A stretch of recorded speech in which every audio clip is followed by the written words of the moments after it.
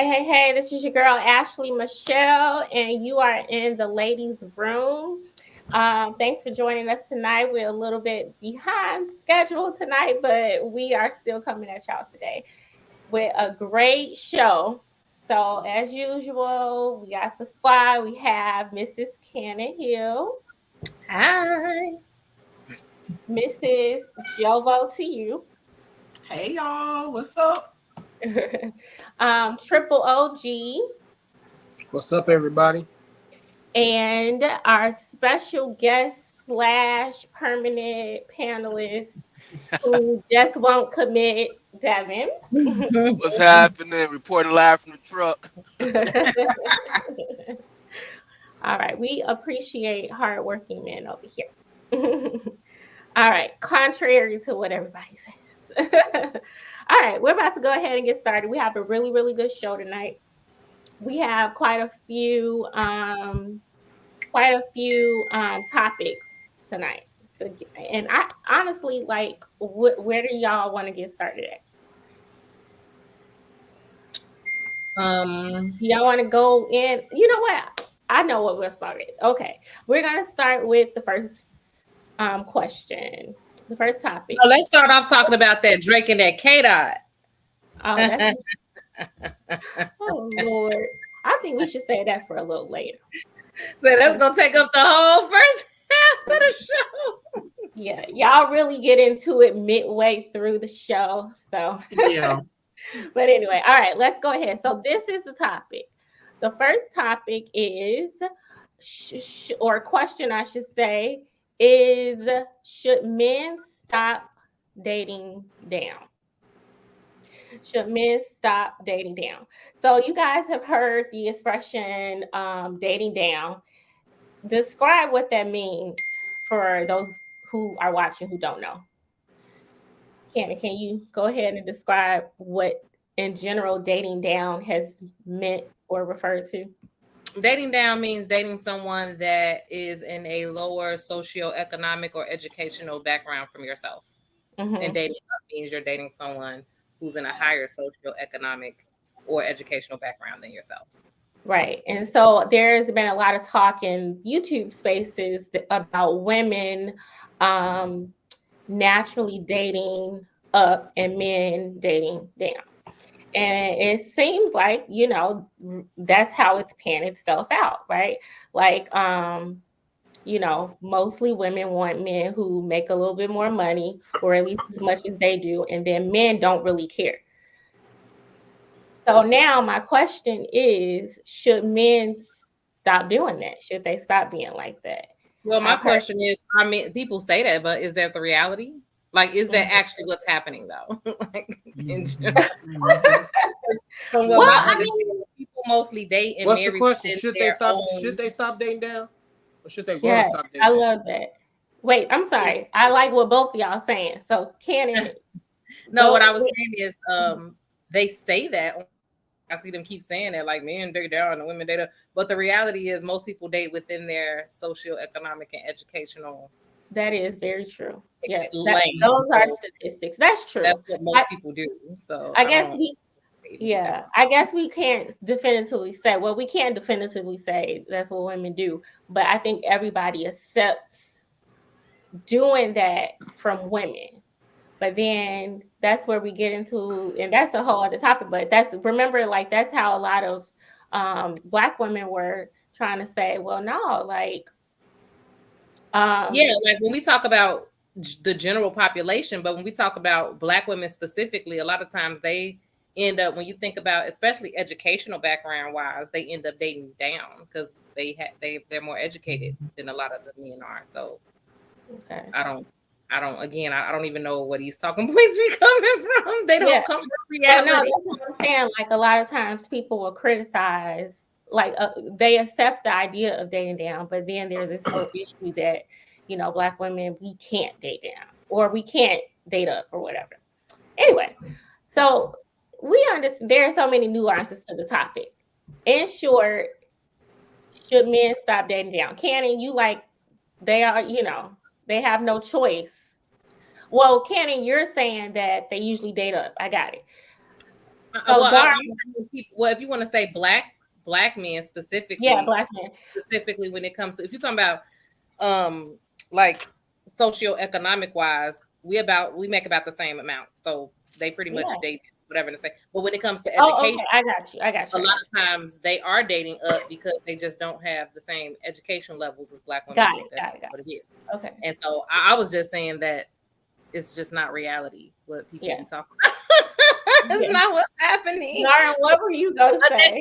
Is it necessarily the dating down part, or is it like men also looked at as the guys to be the provider, right? So as a man, I feel that one of my major roles is to provide for, well, when we talk about the dating aspect of it, I mean, I want to be able to come to the table having my own, and I can be able to take my lady out. So, but as far as a husband type of aspect, I mean, definitely want to be able to provide for my family. So is it if my wife, she don't make as much money as me? I mean, I don't know. That's a different type of topic. I mean, like you said, I mean, a lot of, especially in our community, usually the women are a little bit more educated than the guys. Okay. All right. So, how would you answer the question, Darren? Should men stop dating down? No, they should not stop dating down. Men should date whatever their ego will allow them to be happy with, because we all know men choose to date down for a reason. I be having these conversations with different types of men, and they choose to date down. They want to date down. They don't want these educated, high-valued women with experience. That's just, they want someone lower than them that they can, so their ego can feel like they're like they're the man, And I'm not coming up with this like at the back of my head. I have a lot of conversations with men, and this is what I'm getting from them. They want to take care of the household. They like it, and I don't even think they understand what they be saying, right, when they saying these things to me. And when I repeat it back to them, like for instance, I had a conversation with a guy, and he told me that he was so much up here than his woman, right? He was like, I'm up here, I'm this much. I'm up here, she's down there. I'm like, so what was it about her that you like? He said she's beautiful, she's educated, she's smarter than him, and she's a harder worker. This is what he said about his girl. And I said, so how are you that much further up in class than she is? He was like, because I take care of her, I make the money. I say, so since you make the money, that means you're up here and she's down there. And he said, yeah. So I really don't understand how he feels like he she's not, like he feel like he's dating down, and I don't feel that way. Maybe because of the fact that he values money this much more than anything else in life, and I see it as a win-win. If you chose a woman that doesn't make money, and she comes to those terms, like, okay, I'll stay home, I'm not going to work, I'm going to do XYZ, that means y'all taking care of each other. To me, that's how I feel about it. I don't think the person that just making all the money is just taking care of somebody, especially when it's agreed upon. Now if you went outside and you found this homeless woman, you brought her in the house and you start taking care of her, then okay, you can be like, I'll take care of somebody. But if you got a woman and y'all both agreed that, for our household to work, I'm going to make all the money and you take care of the house, then I don't see how you can sit up there later on and then try to clown her and say, I take care of you, so I'm up here and you're down there. It just don't sound right to me. But yeah, it's hypocritical, or it's like, Joel, I can't wait to get to you, but it's hypocritical. But honestly, I think like the reason why they get so mad when women value it so much is because they see it the same way. They really do take in their minds responsibility for being the provider, the leader, and all of that. And I think they know that means, being in a position to take care of your family 100% financially. So I think they just convinced, Jovo.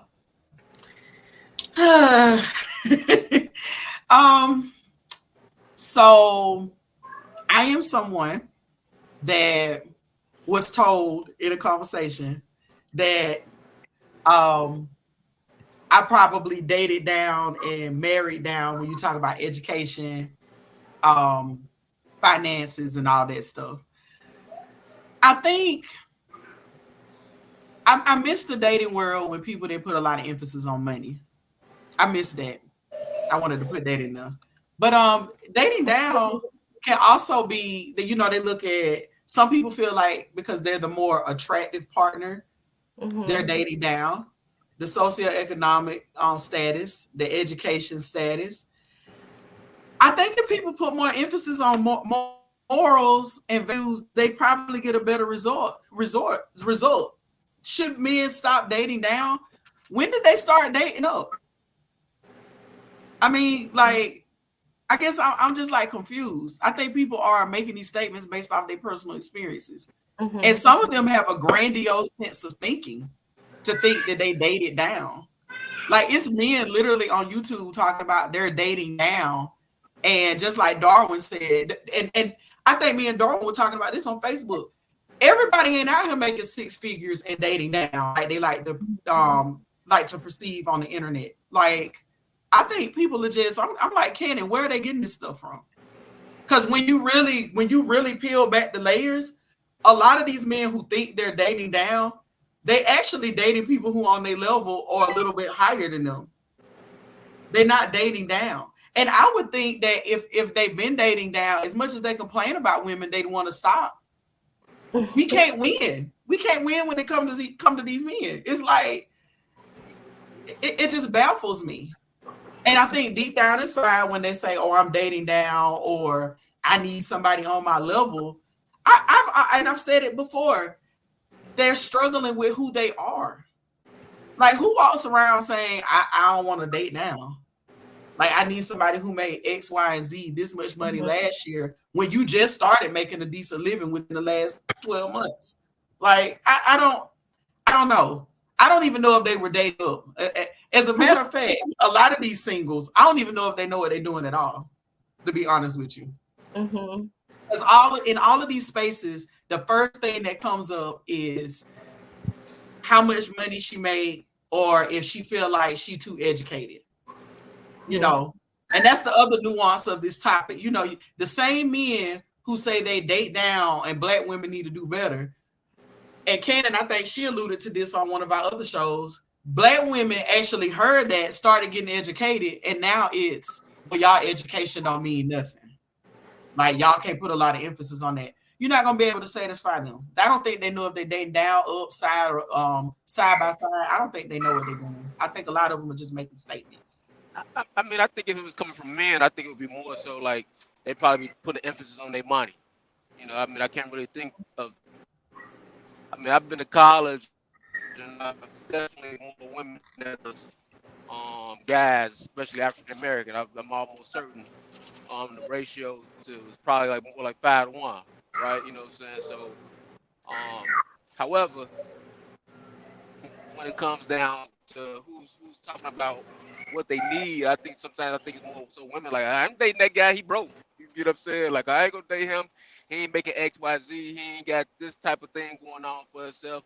So I don't want to be associated with that, right? And then what I have seen a woman, what she does, date a guy who's not necessarily at her level, socioeconomic status or educational status. It seems like she's trying to treat him like he a child. You know, telling him what to do. You know, bossing him around. You know, saying, oh, you know, just talking about this mine. You know, so it's, you know, you know, so that's my experience of what I've seen. So I mean, I'm not really too keen on what they send on YouTube, but just based off of what I've seen. This conversation remind me of the whole concept of what is it that they say? I'm the prize. You ain't the prize. I'm the prize. Oh, y'all can't hear me? Oh, okay. I can hear you. Okay. I can't hear him. Yeah. Oh, okay. this conversation reminds me of I'm the prize, I'm the prize. Like somebody recently asked me, did you think you were the prize, or do you think, Mr. Mosley the prize? And I'm like, nobody sits around talking about who got the highest scorecard in a relationship. Like, it's just some things it's just ridiculous to me. And even if you are the person who has the highest level of education, or you make the most money, how does that guarantee that you're going to navigate through a journey that's meant for two people in the first place? Y'all get what I'm saying? Like, how does that even come into play? Because you could get 4 promotions within the first 10 years of your marriage and still have a sloppy behind marriage. Like, I think people need to readjust their priorities. I get it that people want to live well and you need money to do that. But this whole thing about how you need to make a certain amount of money in order for us to be successful in a relationship, they're taking it too far now. Because that does not guarantee that you're going to be compatible with somebody. No, I'm a therapist who I'm married to a mechanic. What we share in common when it comes to economic goals is that we both are hard workers. But for us to sit around talking about who made the most, no. Like, and it's just like when we started out, I was in college. So he was making money. I was going to school part-time, working. And then it flipped once I graduated. I started taking care of most of the stuff. And then when he started the business, then it flipped again as he got these jobs and these contracts and whatever you want to call it.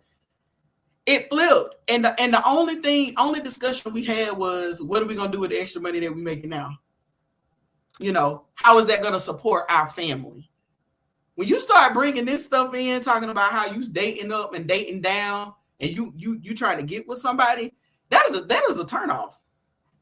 It's a turnoff. See, this is why I got to stay married and I can never get a divorce, because I can't. I can't do it. I can't date right now. I'm sorry.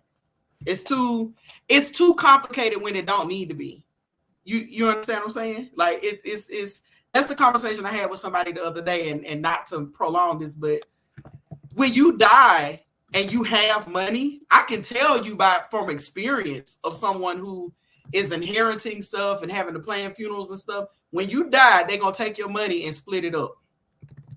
And people not gonna quote on your obituary how much money you had. They're gonna remember how you treated, how well you treated them, and hopefully the good times you had with them, and that's it. Like, I think people got their priorities mixed up in these relationships and this dating scene. And that's why I say it's a difference between sponsorship and relationship. And if you're a man who is not looking to sponsor a woman, don't date down, as y'all call it. If you want a true, honest relationship, please do not say, oh, I'm a date down to get a good woman. No, nobody wants to hear that. Yeah. Okay. All right. So let's go ahead. And it's so funny. My expression is like, I'm surprised that y'all saying what y'all saying, but I'm not. Y'all always know I start the questions kind of, I guess, broad, and we tend to dig deeper. And I knew the conversation would lead there, right?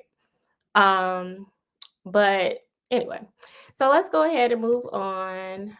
All right. So everybody's talking about this battle, this beef. Cannon, can you go ahead and fill everybody in? Okay, sure, I can. So I don't know if y'all heard the diss records to end all diss records. But Kendrick, I will say he did take the copyright claim off of the song. So let's just play just a tad bit of it so that you can get a taste of kind of, what we're talking about before we get into it. Can everybody see my screen? Can y'all see? Okay. I see dead people.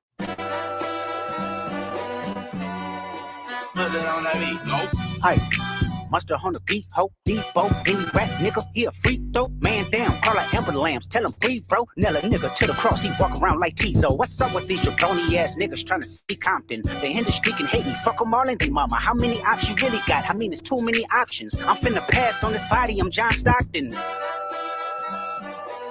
Beat your ass and hide the Bible if God watching. Sometimes you gotta pop out and show niggas. Certified boogeyman, I'm the one that up to score with him. Walk him down whole time, I know he got some hoe on him. Pull on him, extort shit, bully the floor on him. Say Drake, I hear you like I'm young. You better not ever go to cell block 1. To any bitch that talk to him and they in love, just make sure you hide your little sister from him. They tell me Chubb's the only one that get your hand-me-downs. And party at the party playing with his nose now. And Baka got a weird case, why is he around? Certified lover boys, certified pedophiles. Wop, wop, wop, wop, wop, that fuck 'em up. Wop, wop, wop, wop, wop, I'ma do my stuff. Why you trolling like a bitch, ain't you tired? Trying to strike a chord, and it's probably A minor.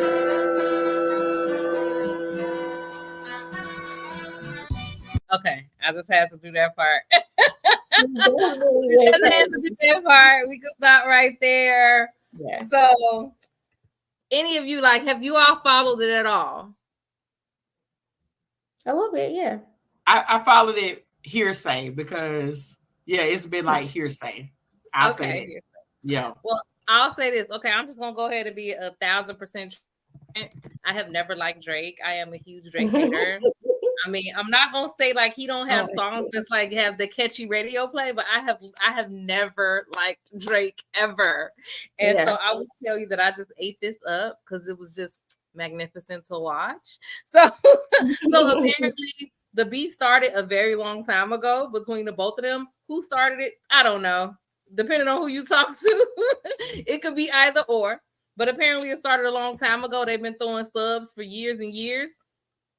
And then this time it started because J. Cole and Drake, who did reach out to Kendrick because he wanted him to get on the song called First Person Shooter.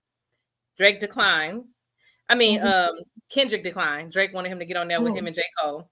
And so J. Cole had a lyric on there where he said he called them the big three. Him, Drake, and Kendrick. He called the big three. And then Kendrick got on the song with Future and was like, fuck the big three, it's just Big Me. And then it was it started from there, and they was going back and forth since then. And it's funny to watch because Drake has been in beefs before, but since he's such a social media whore, he knows how to play the social media game in a way that traditional rap beefs have never been played. It's all been about lyricism and who got the best diss track, But in the recent years, it's been who could put up the memes and who fan base is doing this on social media and that on social media. But it didn't work for Drake this time. Kendrick put out a diss track after diss track, with finally culminating in this last diss track that he put out. And I think it's hilarious because people are going to be in the club all summer screaming out A minor. They're gonna they're gonna say it all summer. You already know. So I think it's hilarious. Drake fans are still trying to cope with it. They oh my god, it's no, he really put a dent in his career in a way that I didn't even think was possible considering his popularity, but he did it, and I'm proud. Yeah. Did Drake get a BBL? Yeah, Drake definitely had a BBL. He definitely got a BBL.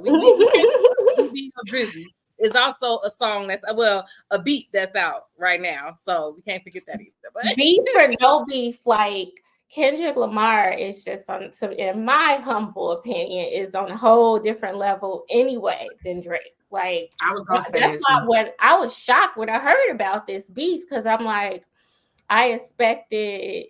You know how people who battle each other are usually kind of similar, I'm just Drake, Kendrick Lamar, they're worlds apart. But anyway, Kendrick Lamar is super dope. He's real talented. Let me just say this, that I've been a K-Dot fan because obviously if you look at the day that this gentleman was born, he was born on the greatest day in the world, June 17th, Gemini season. Shout out to I want to shout myself out. My birthday is coming. We share the same birthday. So, when you have that number and you're an 80s kid born on that day, what do you expect? It's greatness. It's greatness. And this is the thing. I don't even follow current rap like that because I kind of lost faith in the rap game. But when this beat started and I started hearing snippets, and then I mean, this is a whole thing because you know I'm in the cusp of having a teenager. So when I heard my daughter talk about it, of course I was like, "What you know about K-Dot?" I know she knows about because you know for me, on it. The kids in my mind, Drake gonna forever be, oh, that's the kid from Canada from Degrassi, you know. So he always gonna be that kid. So when he started rapping, I was shocked. And then when Drake, when he came out with his first album and it actually sold, I was even more shocked. That's when I started losing my faith in hip hop a little bit. I was like, oh, they really doing the kid from Canada. So I started following a little bit of this, just hearing snippets here and there, and the memes were just, I mean, they were just like the one where Drake does appear to have the BBL, like it's exaggerated. I was like, oh, hell, another level with this. This is crazy.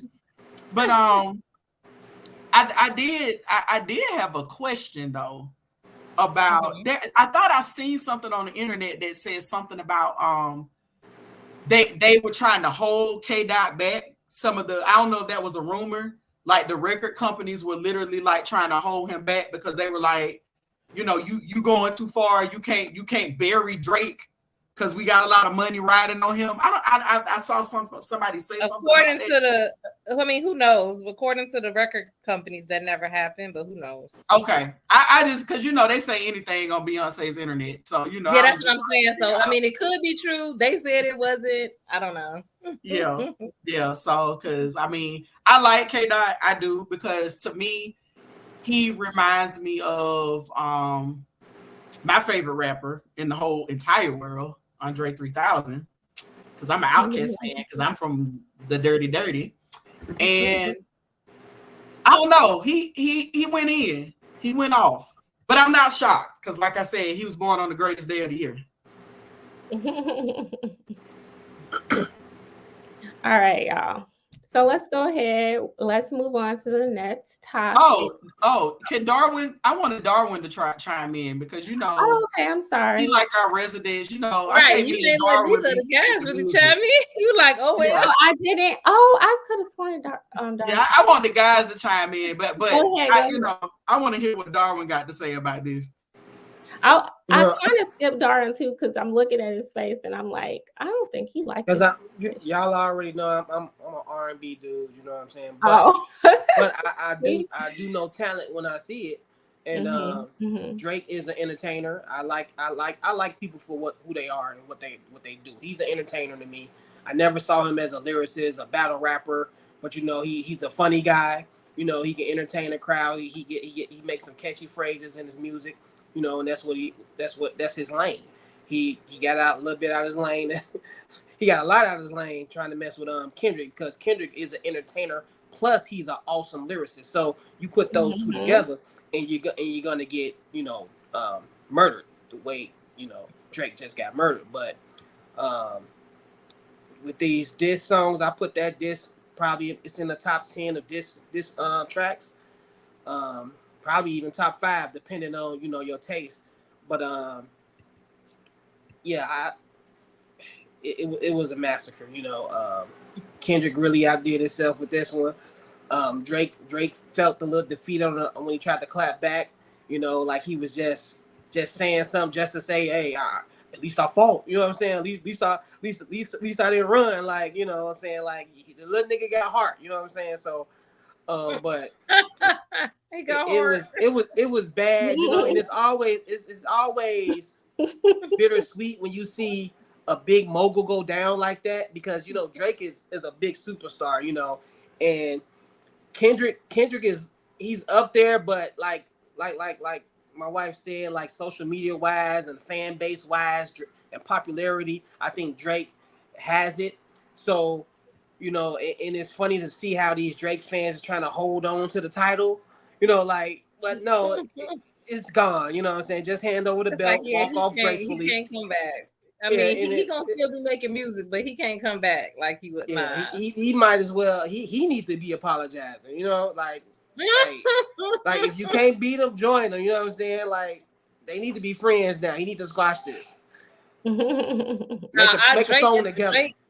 Drake has been doing consistently ridiculous things the whole time. Like he went after Meg Thee Stallion for no reason. Like he's been getting more and more red pill, whatever you want to call it. Like he's been acting ridiculous. So it's like he get exactly what he deserved. Exactly what he deserved. And where does Sexy Red come into all of this? Because I'm trying to figure out, like Drake I keep seeing all these pictures with him hanging out with her. Like, what is? Because how old is she? First of all, and why they hanging around? When he's like, next to her. You heard what Kendrick said? He said that he see two bad bitches. Kenny, you a mess. That's what he said.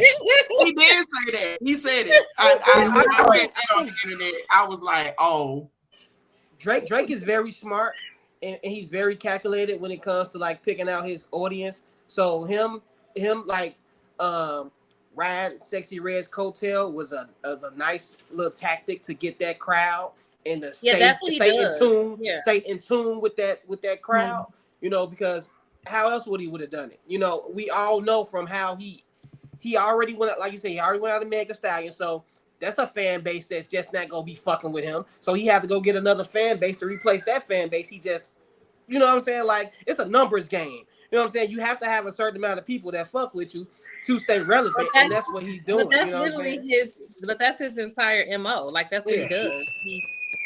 He latches on to the next hot thing, whatever, to get like, you know, street cred or whatever to try to stay relevant. Yeah, go ahead. Go ahead. So, we can hear you. All right, cool. So my thing is, I mean, I haven't followed the beef like that, but when I do hear it, I do listen to what they're saying, and we can't overlook the different references to him being a pedophile, right? We can't overlook those different things that's being said out there. It's always been said, talked about how Drake liked the younger ladies and all these different things. So I don't know, that's most of the things that kind of like stick out to me most when I hear this, and just looking at this guy's artist and looking at his rise to stardom and different things that he's accomplished, and just saying, okay, damn, he just like all these other guys out here, all these other moguls. You know, what's going on in the entertainment industry where, you know, all these grown men messing with these young girls. I mean, it's not just the entertainment industry, it's our culture. I mean, happen every day, B. Wow. All right, y'all. Let's go ahead and move on. Yeah, it definitely. We just had a conversation about why men is choosing these young women, and a whole like an hour conversation in the gym the other day. So that's gonna be another topic, though. Yeah, hey, that's coming up like a whole lot in a lot of spaces. It's coming up in my workspace, my personal space. Like I'm trying to figure out what's going on. Like when did it get so gung ho that you got the, you know, you an old dude, you know, on your way with an AARP card and you dealing with somebody who just enrolled in college. Like I'm trying to figure out what's going on. What y'all got going on? It ain't new. Nah. But it's like, you know how something they knew, but then all of a sudden it just come back in a big surplus. I'm like, what? I think we just criticize it more now, finally. Yeah. But, I mean, I know a bunch of people in those types of relationships. So yeah, wow. But from generation to generation, where these people at? Where you know? All right, y'all. Let's go ahead and move on. So the next question that I have is: do people grow out of love, or is it something else? So I'm pretty sure we've all heard somebody say, oh, we just grew out of love. We grew apart. Nothing was really wrong. We just, you know, we didn't love each other no more. We grew apart. So what do y'all think about that when people say that? Yeah, I think it's definitely, I think it's possible for someone to grow out of love. I mean, especially if you, love is a feeling, right? So, I mean, you grow out of feelings all the time, and just love is just another one of those feelings you grow out of, especially if you're not working hard at it. And it takes two people for you to have that feeling, right? So you have to really be connected to that other person And if you ain't been working on being connected to the other person, then you go wake up one day and you go be like, damn, you go start, everything's gonna start irritating you. You know, you're not gonna want to do certain things for that person. You're not gonna be as empathetic as you once was. You just go, you know, and that's because you just grew apart. You know, sometimes it's because of guilt and because one person has done something wrong and they just feel guilty and they just can't seem to push their pride aside and do the work that they need to do to get back on that track. And then sometimes it's just two people that got together originally. At first, everything was cool, but they didn't really take the time to get to know each other. And then, you know, as time grows, they realize that, hey, like the path that this person was going ain't the path I want to go. And there's certain things that irritate me about her or him that I just can't live with anymore. You know what I'm saying? Like, it happens all the time. And but the one thing I want to take from that is that people need to understand that it's not always about a person is wrong, a person is doing you wrong, or, you know, these things happen. You know what I'm saying? So if people find themselves in these situations, just learn how to be, you know what I'm saying, understanding and say like, hey, you're just not for me, without all the you did me wrong and you don't love me anymore. You just wanted to do this anyways, or you hurting me. Like, nah, it ain't all of that. Sometimes, yeah, we human. We's nobody property. You know, people got their own feelings, their own emotions they gotta tend to. And sometimes other people ain't involved in that. You know what I'm saying? It's, you know what I'm saying? Sad to say, but my emotions don't always have to be attached to somebody else, and people need to understand that. Okay. All right. Anybody? Devin, did you? I feel like we always, to piggyback on what Darwin's saying, I think we all constantly evolving, constantly changing, and sometimes those changes get communicated with our significant other or a partner, whoever we're involved with, and I think that right there, that lack of communication starts to drive a wedge between individuals and their relationships. Right, you know what I'm saying? You can see it like people get married for 25 years and you're like, damn, y'all getting a divorce? What happened? You know, it's mostly one person has changed, and same things that they used to do, they may not be doing that no more, or don't feel comfortable doing that no more. And I think those becomes the parts where people say, oh, we fell out of love, we ain't compatible no more. Like, damn, we used to go out and party all the time, but now since you know, I've seen it in situations where, like, say, a family, a guy and a woman was partying all the time. You know, the lady decides she gonna give her life to God, and now she don't party no more. But the guy, you know, he's still the same person. He still want to party. So now that drive a wedge in their relationship. Not necessarily because they fell out of love. They just got different priorities now. Okay. All right, I feel that. All right, Jovo, you should. Yeah. Yeah, I like what my girl said in the comments. Hey, Ty, people strive to find love prior to finding themselves. And I believe that wholeheartedly. The biggest mistake that people make is that they get into these relationships and situations expecting, the expectations is the catalyst to all of this. I have been with the same person since I was a girl. Since you was 3 years old. Love is a verb. It is what you do. And if I sat here on the call and said, oh, all 20 of these years, I've been so deeply in love. No. You're going to have rough patches. You're going to have moments where you all are not, how do I say it? You're not goo-goo gaga, as I call it, all over each other. But that doesn't mean you throw in the towel when it comes to what you signed up for.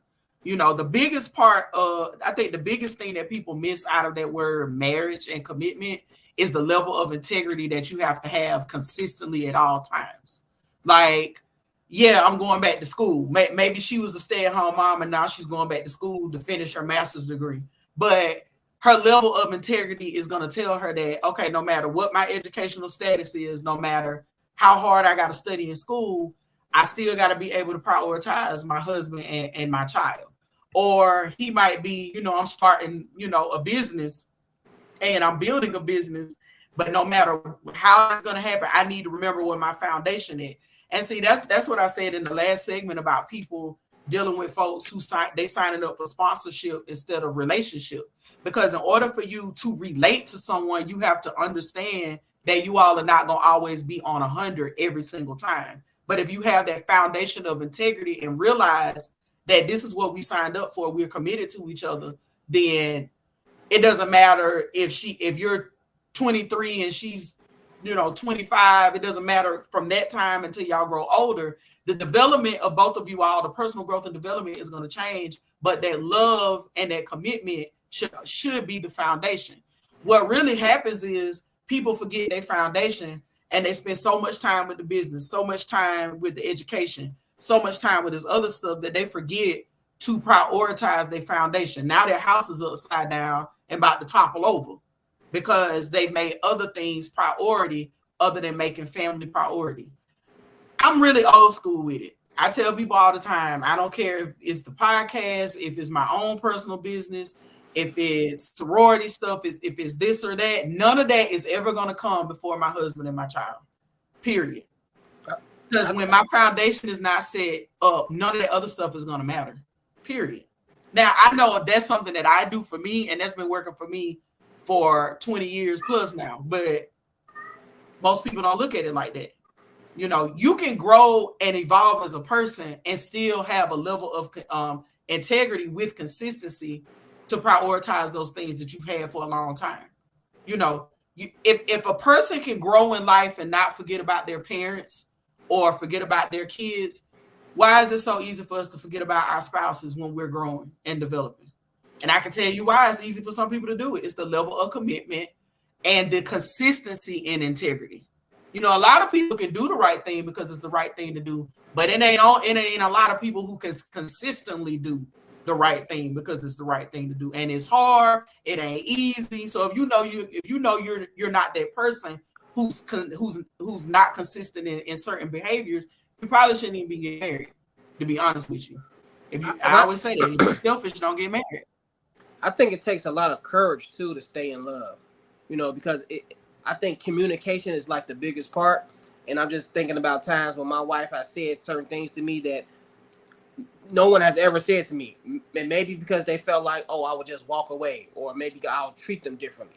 Like my wife has told me, like, we ain't on the same page, and you ain't doing X, Y, Z, and we not seeing eye to eye, and I don't know what it is. Like sometimes people can take certain things and be like, you know what? Well, then if you feel that way, then I don't need to be here, or forget that, or I'm not enough for you. But no, like it's just communication. Now you can either live up to your commitment and the choice and the fact that you said I want to be with you forever and step up to the plate, or you can take the low road and be like, I'm done. You know what I'm saying? I don't want to do all of that. You know what I'm saying? You just, because your pride kicks into it. It's sometimes when you felt like you're doing enough and then that person tells you, oh, you're not doing enough, you might be like, well, F you then, who you think you are. You know what I'm saying? And a lot of people do that. So I think it takes a lot of courage to really step up and tell your mate like that they doing something wrong, that they take pride in doing. You know what I'm saying? Like if you're not taking care of your house the way you say you are and your wife tells you you're not, you got to eat that and step up. You know what I'm saying?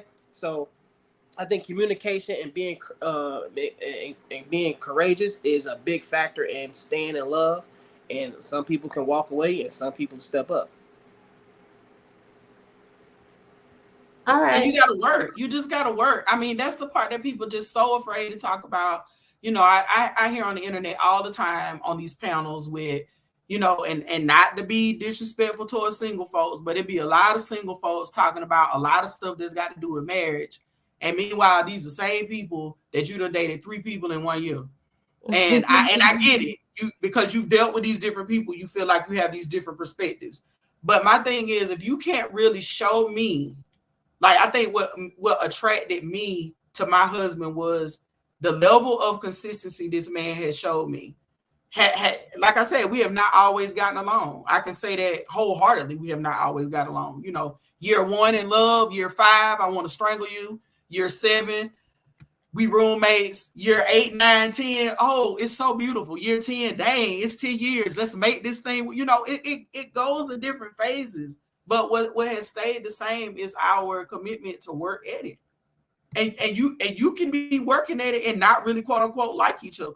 you know, and that's okay. You do the work to get you to reap the reward. Like, you know, folks be blowing my mind when people be talking about soft seasons, and you know, I want people to reciprocate what I give, and people got to be just like me and do just like me. If you want to marry yourself, go marry yourself, boo. Like, that's not how it works. You cannot control what other people do. You can only control how you respond to it. And if you somebody who, you know, want to get married and your whole idea of marriage is, well, if I do this for him, he got to do exactly what I tell him to do, X, Y, and Z, and vice versa, then you just got it all wrong. It's going to be times where you're going to be the best goddamn wife or husband that you trying to be, and your spouse just not feeling it. And you're going to have to find a way, just like Darwin said, to communicate that and to work towards it. If that means y'all sitting down with a therapist, if that means y'all sitting down with a trusted friend, a mentor, another couple, whatever y'all need to do, you got to put in the work. And some people just wasn't ready to be married anyways and be in that commitment anyways, because they need to get off Instagram and stop looking at wedding receptions. Yeah, it used to be a time when I used to be like, man, I'm not doing that shit. Like when you had these conversations with your friends, and they be like, man, won't you just do this for her? I'm like, I'm not doing that shit.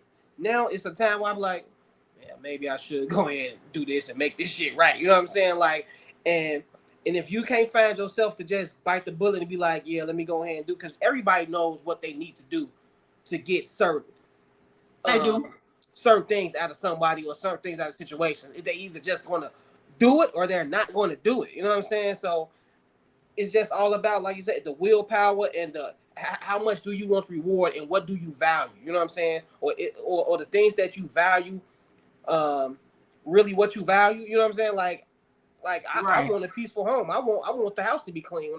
It ain't all about sex anymore for me. It ain't she need to.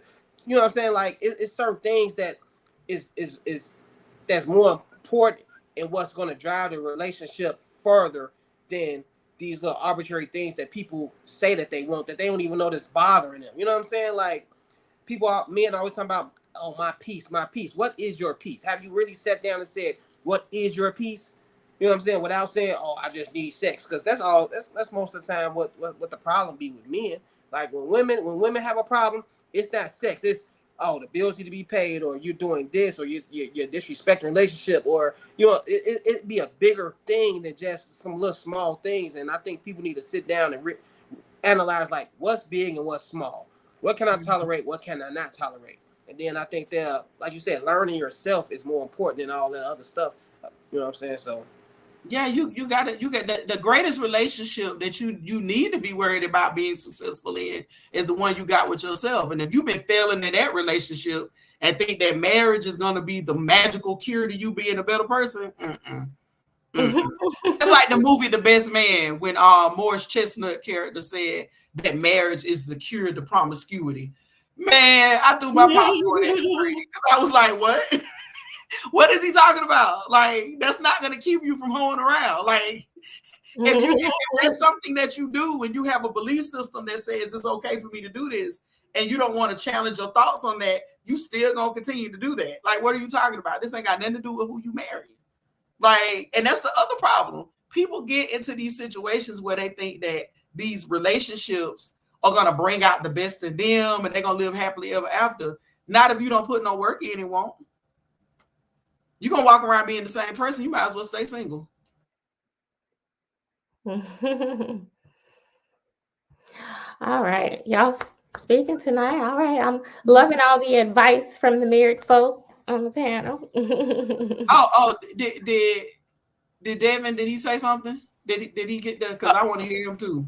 I mean, I did say something. I mean, it was kind of, basically the same thing you guys are saying.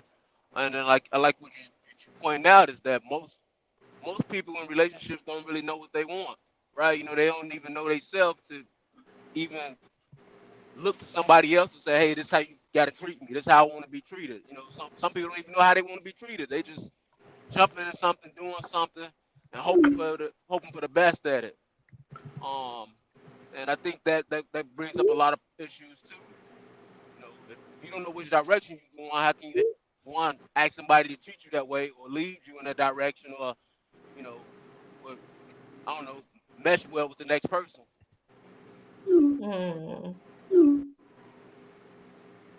All right, y'all. Darn. Y'all cracking me up. I don't know why y'all acting surprised. I'm ignoring. Let's move on. They texted me in the background. Oh boy, I will tell y'all to join the ladies' room after show, but we ain't gonna do that today. Right? This would really be popping. I can go back and have those recordings. Man, that would have been the show. Okay. Oh my God. I wish there was a way I could record, after you end the stream. Nah. Oh, Nobody find no fucking friend. wait, Ashley, before we wrap this up, an analogy just hit me with this situation right here, with this question. Do people really grow out of love? Mm-hmm. When I plant my garden, because Miss Jovo gardens to deal with her stress, I had to go out there. I'm an old school gardener, so I go out there with my little, and I get all the weeds up and all of that stuff. I can only imagine it's some folks, you got some weeds around you and your spouse. Like, you got some friends, some acquaintances, some folks that's around you that you probably need to get rid of. Like that one friend who telling you that your husband ain't doing X, Y, and Z, and you done told them all your man money business. I'm just gonna say this, and then we can move to the next topic. If you married, stop telling everybody your business. Stop talking to other people more than you talking to your spouse. Like if you could get with your girlfriends or guys, you could get in the gym and start talking about your wife, and y'all talking about each other with your social circles for longer than an hour, but you and your wife don't say nothing more than 10 minutes to each other a week. That's a problem. And I'm gonna just leave it at that. That do be facts, though. Yeah, I'm just saying. What you saying, Candy? I said that do be facts, though. That do be facts. Yeah. All right, y'all. Let's go ahead and move on. So this is an interesting topic. So Devin, you might need a little bit of like a review of what's been going on in the YouTube streets. But basically, the manosphere. Man, I wish Raven was here for this. Basically, the manosphere, which is a segment of men. There's a lot of gay dudes over there that just don't like women. So anyway, so there's a segment of people and content creators in the YouTube space, and they are known for being very toxic. And but what's interesting is that there are also a group of men who identify themselves as the manosphere, who think that these more toxic men have like hijacked their purpose and try to spin it for their own benefit, right? So, and it's true. Like, I've seen some videos, I can share later, but I've seen some videos of men who call themselves manosphere because they're the ones who kind of coined the term, or maybe not the term in the context of YouTube, they were like, look, they hijacked our movement. Like, we're not about toxicity, we're just about men being leaders, doing better for their kids, etc. Blah blah blah blah blah. And so anyway, there is a segment of people who are that way too, right? So my question is, hold on, I'm sorry, I'm trying to put it up there. So my question is about the manosphere. So today, now they're actually being investigated by Homeland Security. And so my question to you guys is it that serious? Is it important? Absolutely. Yes. Okay. Of course it is. Yes. Because I mean, the thing is just like there has been a rise in misogynistic and a misogynoir especially online, that has been like normalized almost, really. And it's like people just been saying the quiet parts out loud. And it's kind of like how you have racist organizations. Most people know at this point you have to be very subtle about your isms, whether it's racism, misogyny, whatever it is. You can't just outright come out and say stuff the way you used to. So of course they're gonna say, no, we don't believe this and we don't believe that. But when you actually listen to their rhetoric, it is dangerous and it can lead to actual real harm and real violence, like with a lot of things that they're saying. And you can see how it is radicalizing a lot of men and a lot of boys, a lot of men and boys who haven't even really been in relationships, and they just listening to these men online saying all of this stuff, and they internalizing a lot of things that they're saying when they don't even have the life experience to decide things for themselves. I gotta check my son all the time about the crazy shit he be saying. Like, dude, where'd you get that from? You ain't even dude, you ain't never even lived with nobody. How's you coming up with the shit you coming up with? Listen to these goofy dudes online. Man, it's crazy. And what are we talking about right now? Anyway, this homeland. What are they actually doing? Homeland Security. Yeah, what are they actually doing? Like cracking down on. They're watching them like they watch other hate groups and other things. Whenever you get on the internet, because I had to take some time to read. Whenever you look at a document and it has, I just say this for the line of work I've been in. When it got Homeland Security and it's got that McCain report, whatever thing you got, the McCain Institute is behind it, because that's one of their institutes that they use to study like hate and diversity trends. It's the same thing they did when they started looking at TikTok and Instagram and social media, like when Facebook was on fire. The little dude that invented Facebook, and they, the Congress interviewed him. It's the same reports that they do. Now they're doing one on the Manosphere, surprisingly, Then you got all these jokers online who still keep bringing up, our favorite person, Kevin Samuels, and all these conspiracy theories on how they purposely got rid of him because he was really all about our purpose. So now we ain't got no leader. So now all these, knuckleheads are infiltrating our group. Like, so is this something? It's crazy. So is this something like when the police use Facebook to catch criminals? So if a man beats his wife or something like that, they go look at the material that he's been watching and be like, oh yeah, he did that shit. I mean, they can use stuff like that, but that's not what. Because I'm just trying to see what do they go do. So for instance, one thing that they're doing right now is what they're doing is on YouTube, they're redirecting audiences that are introduced to that content to content, not just any content, but content that is the direct that poses ideas that are directly opposite theirs. Yeah. Okay. So like for instance, let's say you go to Fresh and Fit podcast. You go there, what their algorithms are going to do is say, oh, we don't like these men, Tate, whatever his name is. We don't like Fresh and Fit. So I'm about to divert everybody who's interested or gets exposed to Fresh and Fit to people who are exactly not like them, So they trying to like it would be Fresh and Fit versus Cynthia G or something. What you say? So they trying to do their part to balance people's mental out and steer them, Well, some people say it's not balanced. That's why some of these Manosphere people are arguing. That's their angle. They're saying, oh, well, it's not balanced. You're favoring other people over us. I think it's important that they look at it.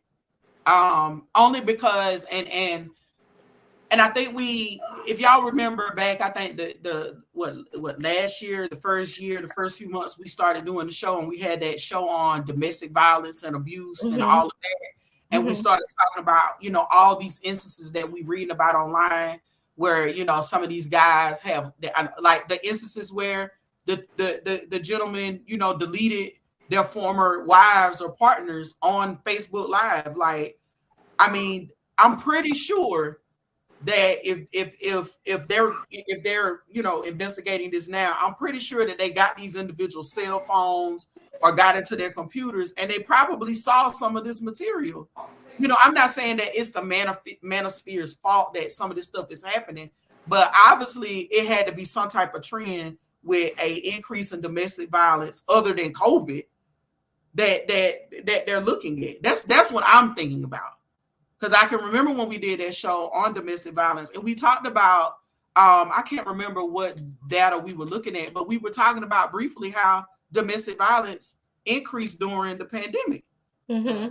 So then couple that with people are home, they're working online, they're working from home, and in between those calls and breaks or whatever, they watching these videos. That can really be impressionable to people's minds and their attitudes and beliefs about relationships. Well, I think it's good, because if you can sit up here and people post things and say what's so bad about women all the time to make certain people that don't have these experiences think that all women are bad, then you can hear the other perspective of how good women are, and then what I'm saying, it balances it out. Like someone shouldn't have to be subjected. It's all about, it's like propaganda, right? So it's the same thing. They just trying to do their part to balance it out, make sure everybody is getting all type of perspectives, because that's what everybody needs, different perspectives, because without different perspectives, then you just go think one way. And that's why, like we said, like all these young dudes are thinking one way without even being in these relationships. That, like, how are you thinking like this? You ain't even been in these type of relationships. Because you see it and you see it and you see it. Now let's show them something else. So ain't what they're doing in my eyes, because guess what? It's always two sides to a coin. And if you only see heads, you see heads 100 times, you go think, oh, this is that's all it is. Now let's flip it. Now you got tails. This is what it is too. So I think it's good that they're doing that. But you think what I think what a lot of this is shown too, with a lot of the online stuff in the online spaces, is how deeply ingrained a lot of these ideas are in society in general. Because like none of this stuff is new. It's just like a amplification of things people already believe, right, in society. And some of them have like these extreme ideas of it, but it just shows you the underlying pulse of just how people view things and how people experience things. Like, and it's crazy because people they think that they're saying revolutionary things, but you're just saying things that have, been promoted, the whole time anyway. Like women are inferior to men. Men, can do whatever they want to do, and women just gotta accept it. And just all of this stuff. Like, that's what y'all been thinking, and that's how y'all been acting. And it's like people just saying it outwardly. But I just think it's interesting to watch that even when you have people who don't necessarily agree with the extremist views of it, they still agree with a lot of threads of it. And I just think it's interesting, and that people need to really challenge the underlying ideas and thoughts that they have in society in general. Because I'm sorry, Kenny, go ahead.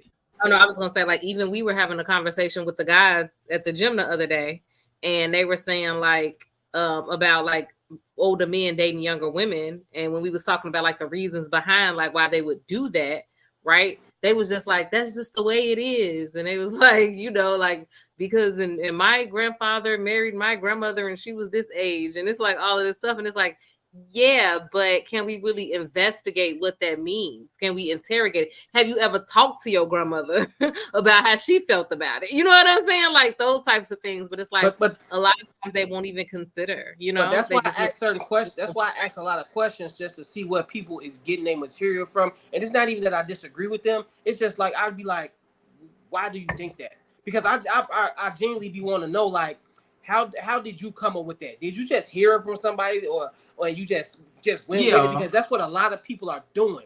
You know what I'm saying? They just hear it, and then they just go and tell the same story without even going through the experience, or even knowing somebody that went through the experience. They just heard a story and like, oh, because women do this, right? What did you get that from? I think I think we're gonna talk. I think we already talk about that. I kind of messed up, but did we already talk about the teacher dude? The No, teacher dude, but right? Oh, we ain't got that yet. We gonna get there. But it's not just people who haven't experienced things and they believe in this stuff. Is them also viewing their experiences through the lens of these ideas, right? So it's like they have a warped view of what's actually happening, and we've talked about this too. Like how many guys you get walking around like these women, and then you're just looking like, no, you're the you know what I'm saying? Like, no, you are the problem. But it's like they viewing everything that's happening through the lens of these ideas. You know what I'm saying? Instead of like what's actually happening, and like that's really problematic. Because these ideas is patriarchal, right? So it puts the men above everything and makes them right all the time, just because the fact that they're men, and because as history shows, men have the voice, and men are leaders despite what they think, even when they doing wrong. Because leaders it's just not a positive. It's not a positive or negative thing. A leader is just a leader. You can lead a motherfucker to death. You can lead a person to the most harmful situations. You're still a leader. Now it's up to you to recognize and understand what you're doing to the people that you're leading. You know what I'm saying? So even when men are saying these crazy things and doing all these crazy things, and hey, you impactful. We are impactful no matter what we're doing. I also wanted to add too, y'all remember a little while ago where they were saying that people were not having kids? Like, did y'all read about that, where they were saying that the world population, like it's quote unquote in danger? And I don't know how true this is. I was just going through videos, reading some information online. But do you all think that they're also doing this to like, we're watching you guys because we don't want people to stop populating the world? You know what I'm saying? Like, we don't want it to get so bad that men and women don't want to get together and make babies anymore. Do y'all think that? Because Atlanta, they need to stop making babies. This motherfucking traffic. Fuck all that shit. Motherfuckers need to stop this shit. Hey. I don't know. But no, serious. Do y'all?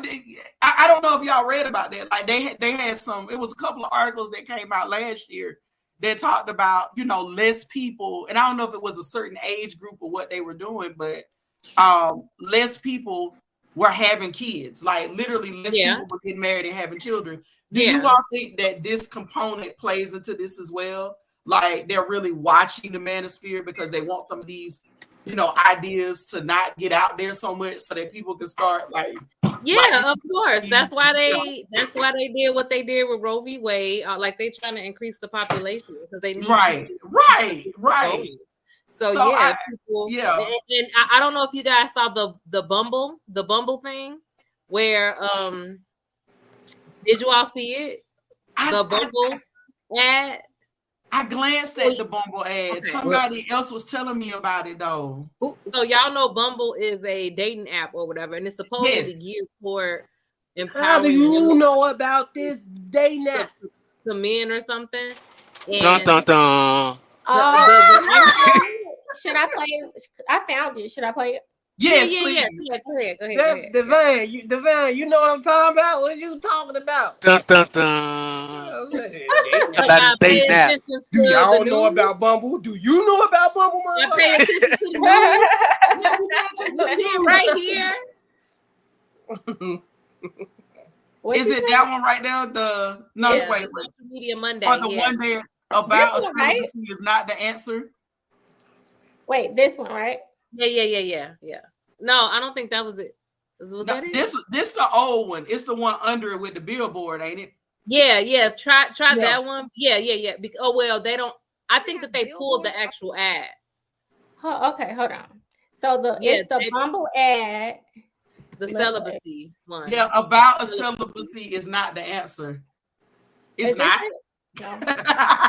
Wait, they pulled it, so you might have a hard time finding it. Yeah, they pulled it. They did pull it. Okay. Yeah. Let me see. I'm gonna see if we can see. All over the city talking about a vow of celibacy is not the answer. So what is the answer? Giving it up to raggedy, undeserving men? Act 2, Bumble? Welcome back to the Factor. What in the world? Yeah, because you know, a lot of the conversation, especially considering a lot of these conversations that are happening online and a lot of things like that. A lot of women have been saying, you know, I'll just take a vow of celibacy. I'm just going to, you know what I'm saying? I'm not about to be out here just, you know, focused on these relationships and stuff.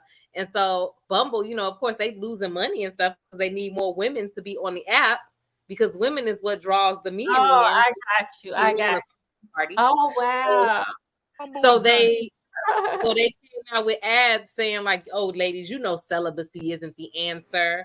Oh, yeah. Networking app recently tried go ahead, the campaign with one ad. Annie. Yeah. You can go ahead and finish. I was just. Oh yeah. But I was see, like it says, "Thou shall not give up dating and become a nun." Like it's just like deciding to pull the ads. You know, it's like that's not gonna work. It's like you can't just tell women like, "Oh, don't be celibate." Like it's just, you know what the honestly, conflicting ideas coming at women is right. It's so wild. Like just the right. It's like on the one hand, you got men talking about women control sex and they some thoughts and they having all this. Then it's like women don't be celibate. It's just a mess. Like it's just a mess.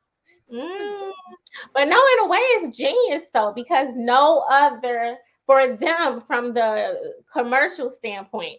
Because I mean, have we ever had any type of advertisement that like makes fun of somebody's moral stance? Like, and you could argue that it's not a moral stance, but you know what I mean? Like, we've never had them be against something like religious in a funny way. Y'all don't get what I mean? Like, repeat that, Ash. Like, what I'm saying is maybe it's because this is it's the first of its kind, right? Like this type of advertisement. Or no? I've never seen nothing like that before. Yeah, that's what I'm saying. Like kind of poking fun of something that somebody might. No, I don't think they were poking fun. I think they were trying to be humorous, but it's like some stuff that used to be funny back in the day. Now that it's just like what I just said. Like I'm sick of people telling other folks what to do with their bodies.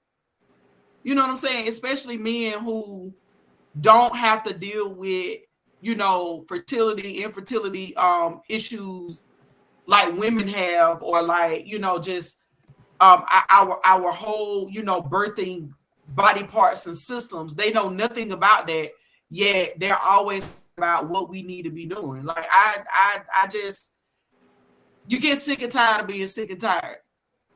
That's and I think that a few people stood up and was like, "Oh no, we used to laugh at stuff like this, but we tired." Like, when y'all gonna stop telling us what to do with our bodies? Like it's crazy. Okay. Devin, what do you think? I mean, I think that's the main one. One, guy shouldn't have no say so what a woman should do with her body. I think, you know, that's just outlandish. I don't know how we got to that being the thing where guys want to control, you know, guys, you know, being able to be, you know, birthers, mothers, choice. I'm like, whatever the woman chooses, that's how it should be. I don't think Congress should be sitting down and enacting laws telling women what to do. As far as the Bumble ad, you know, should people take a vow of celibacy? Man, if you want to go out there and be wild and reckless in these streets, catching these STDs, and go ahead. But if you got some things that you want to hold back on, I think that should be the thing too. My whole thing is, I mean, going back to the whole content about the guys on this manosphere. I mean, as I listen to what you guys are saying, I think that some of these issues that I notice with content creators is that some of them be saying an outlandish thing to see what sticks, right? And once it sticks, sometimes they don't even be their real viewpoint. They just be saying stuff to see where it sticks, and then they just start with that information. Not knowing the effect that it's causing. Yeah, so, you know, because what? Everybody want to go viral, right? Everybody want that viral moment to say, "Oh, look at us! Look what we created." At the same time, like certain words and certain verbiage that we do put out there, it does have lasting effects on the culture, one the generations, one the kids, and it causes these uproars that don't even need to be said. When I think about manhood, I don't think about that as me controlling what a girl should be doing. I think it's me more how I'm acting, you know, how I carry myself, and how I'm leading and standing up in my own lane, right? You know what I'm saying? So I don't know. I don't too much bunch with a bunch of people. I mean, especially guys, in a sense, because I mean most guys ain't on shit. I mean, excuse my language, but I mean most guys ain't doing nothing. So I mean, I ain't trying to sit around and criticize what a woman do, especially not what she do with her body, not what how she walk, how she talking. Me personally, I just don't have time for that. So Mhm. I don't know if that answers your question or not, but that's where my head was at. So how much of this is due to, and you know, I gotta play devil's advocate a little bit. How much of this is due to these women's own personal choices with men versus, you know, the experiences of other women who, you know, are just kind of like, man, I'm sick of society not teaching men, you know, certain things, you know? Well, I mean, I think that it's apparent that it's a societal issue. Like it's not in people's heads. Like I said, we just got through talking about the manosphere. We just got through talking about these talking points. Yeah. When you see a lot of the stuff that comes up on these dating apps and a lot of experiences that women are actually having, they're not good. And even the men be saying the stuff. So it's like like you can't, like it's like I just see a lot of people try to have it both ways. Like I say, on the one hand, people would be like, not all men are like that, and men are da da da. And why are you saying that? And then when you actually get down to the nitty gritty to start asking questions, they start to describe the most horrible characteristics of a person and related to men, and then act like you're just supposed to accept it. Like they'll be like, yeah, of course your husband is gonna cheat because you know men have needs and da da da. And it's like, yeah, that's untrustworthy. And that's low integrity. Nobody wants that. And they're like, well, that's just how men are. And then when you say, well, men are dogs, then they're like, what are you talking about? No, we're not. It's like, what? You just literally said it. You can understand. Hey, we see it because what just happened on BMF with Lucille and Charles. Like you see the way men think and how men like it's just ridiculous. That's why. And I'm gonna say this again. I'm not a man. I'm not a woman. I'm a Spartan. Don't call me. I'm not with them niggas. I'm not with them ninjas. These dudes are the craziest dudes ever. And I'm not saying that I don't have some characteristics of a man, but I'm not on that what they be on. So I don't. But you hear a lot of the common things that they think. They think women are the gatekeepers of sex. They think that I can't even like it's like, and it's not a small number. It's a like most of them think that, but like most of them do. Like I say, even the ones who are like more educated and a little bit more nuanced about it, even they be like, yeah, because women really, and it's like, oh my god, and this is like just underlying things that I always wonder if men specifically ever just sit and think about, like, why would somebody want to be with you? Like, why would somebody want to sign up for this relationship that you're describing? Like would you want to? But I keep saying no. That's why they date. That's why they date down. But this is what I'm saying. It's because a lot of them lack empathy. They don't see women as actual autonomous human beings, just like they are. So they don't. So since they can't extend that empathy to be like, oh, I wouldn't like that. But they look at a woman as this object, like she's a thing, like, oh, this is a woman. This is what women are designed to accept. So they don't even consider like this sounds crazy and nobody would like it. Like they're like, no, this is fine. You're a woman. But don't you think it's because the way the world is changing and the power that women are getting, men are trying to hold on to the olden days, like they fight so hard to not let women get this power. You know what I'm saying? That they really deserve. You know what I'm saying? And it's really not power. It's just like, hey, we human. You know what I'm saying? Like treat us as humans. And men just do not want to let that. They just want to. I tell you all the time. I tell my bros all the time. Y'all black men treat black women like the white people treated black people. You know what I'm saying? It's the same mentality. It's the same mentality. It's the same power that they want to have over somebody. You know what I'm saying? I think it's even deeper than that. I think that I mean, when you talk about unfavorable behavior. When you talk about some of these ideas and these beliefs that are promoted within spaces like the Manosphere and Red Pill and all these other places, it really just boils down to imagine a person who has been told repeatedly that they just need to work on themselves and they don't like what they hear. So they're going to use every type of defense mechanism and use everything within their power to make it look like there's nothing wrong with me. It's something wrong with the world. I think it comes down to that for some of them, you know, the ones that, like, you know, I y'all know how I feel about my grandmother, whatever. But if I hear one more black man one more time talk about how grandmama and them didn't mind X, Y, and Z, just because you were a little boy and you didn't hear your grandma say it out loud, don't mean that she condoned certain things. You know, you got to think about grandma that was in a different time. Mm-hmm. It's like they talking around what's really the issue, and really the issue is you got a whole bunch of men. You know, when you don't know who you are, it's easier for you to join a group of people who also don't know who they are. Exactly. It's easy because there's no accountability for you to work on yourself or or unfavorable behavior. There's no accountability for you to be more effective, more consistent, more anything. All you get to do is bring up talking points and talk about everything that's out of your personal control.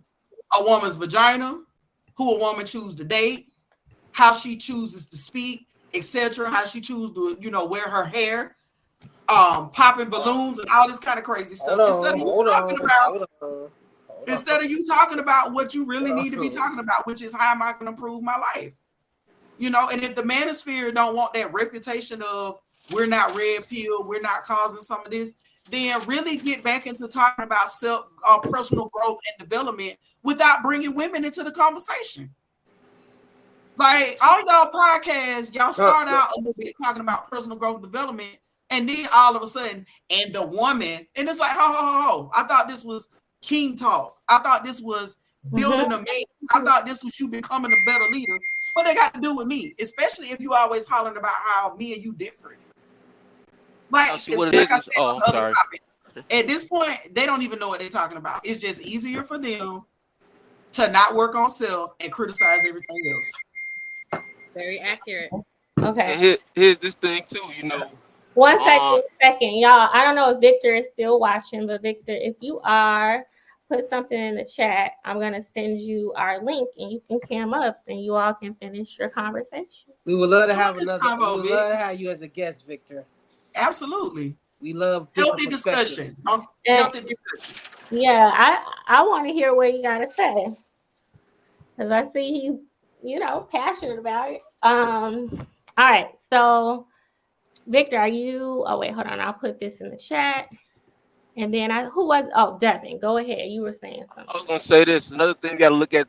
Here's the saying: when I was a boy, I did as a boy did. Now I'm a man, I do as a man. So you know, I think sometimes, as guys, we continue to grow older. Some of us forget that, you know, sooner or later we gotta begin to commit, right? You know, some guys, it's easy to pass the buck or pass the hat, is because they're afraid to commit. So yeah, they're gonna make up all these different things and all these to say, oh, I need to be with this many women, I need to do this or that, because I can't commit to one person, or I can't commit to growing into a better self. And I think I see that a lot, right? You know, I see people who 50 and still want to run the streets like they 25, right? I mean, at some point I gotta stop. You know, at some point, I mean, I can't go around criticizing you know, women, talking about what they did to me, and not looking at what I'm doing to myself. Yeah. That's what I say happens a lot of time. I see a lot of people, and especially again, like I say, societally, I feel like a lot of things are just placed at the feet of women that don't belong there, and that a lot of times it just makes like I say, I've seen a lot of conversation about It's the woman's responsibility to make sure a guy puts a condom on. You know, it's just like all of these things. It's the woman's responsibility about who she lay down with and have kids with. If it's a deadbeat, it ain't got nothing to do with him. It's all on her. So it's just like all of these ideas. And I see it a lot in actual reality too, with the way a lot of men talk about things that happen as they relate to women. Like they a lot of them, a lot of times will not introspect. A lot of times they'll just be like, she did this and she's this way and she did it. And they never are sitting down thinking like, okay, what part did I play in the situation? Because again, I think it comes from like movies and all types of stuff. Like even if you look at like Disney movies and stuff like like all of these things just reinforce like women are supposed to come in and make men better and do all these things like it's their responsibility. And it's like that's literally like the expectation, like just like Miss Jovo was saying about the movie like The Best Man, like, oh, I'm gonna marry this woman and she's gonna curb my appetite to cheat. Like, no, you have to curb your appetite to cheat. That's not somebody else's responsibility, but it's just seen that way. Like we really honestly on both sides, like really honestly, just like, okay, Mother's Day and Father's Day, you know, we're in that season. And, you know, we if it's something you don't personally like about your life, stop blaming a black man or a black woman because you're in that circumstance in your life. You know, do the personal work, do the work so you can change your life. Like, me being a black woman and not wanting to date you ain't got nothing to do with you getting your life in order. Period. And him not wanting to pay all your bills does not mean you ain't gonna ever be a successful woman. Like, where did we get to where we feel like anybody owes us anything as it pertains to our personal growth and development? Especially if, because you know, people get on these panels and they want to make a laundry list of things. Oh, when I date a man, he need to make this and he need to dress this way and he need to do this. But then since most of the time people see you got a bonnet on your head.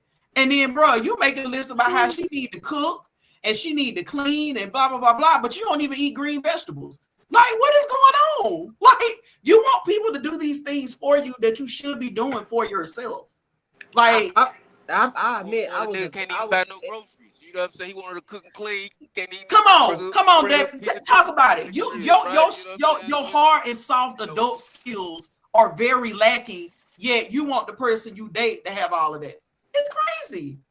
It's absolutely crazy. I will admit, I'm a victim of it, and that's why when I talk to men, it's not coming from a place where, oh, I'm trying to contaminate you all, because that's what they think. They think I'm trying to contaminate them. But it's coming from a place of growth. You know, I was the first asking my wife. I got with my wife. Well, one of the reasons I love my wife is because she used to talk me out of stuff and calm me down, and she was like, you know, she was my friend before anything, right? So she used to always be my voice of reason. Talk me out of bad situations. When I'm angry, she used to know how to just soothe me. That's not her job. Yes, it's comfortable for me, and it helps me, but it takes a lot out of her to she's not a doctor, she's not a psychiatrist. You know, I have to learn how I'm me. I'm my own person. I have to learn how to calm my own self down. I have to learn how to make my own self happy. You know what I'm saying? It's just an added bonus that she can do these things. You know what I'm saying? So, you know, and that's one thing I have to learn in my relationship. Like, it's not all on her to fix my emotions.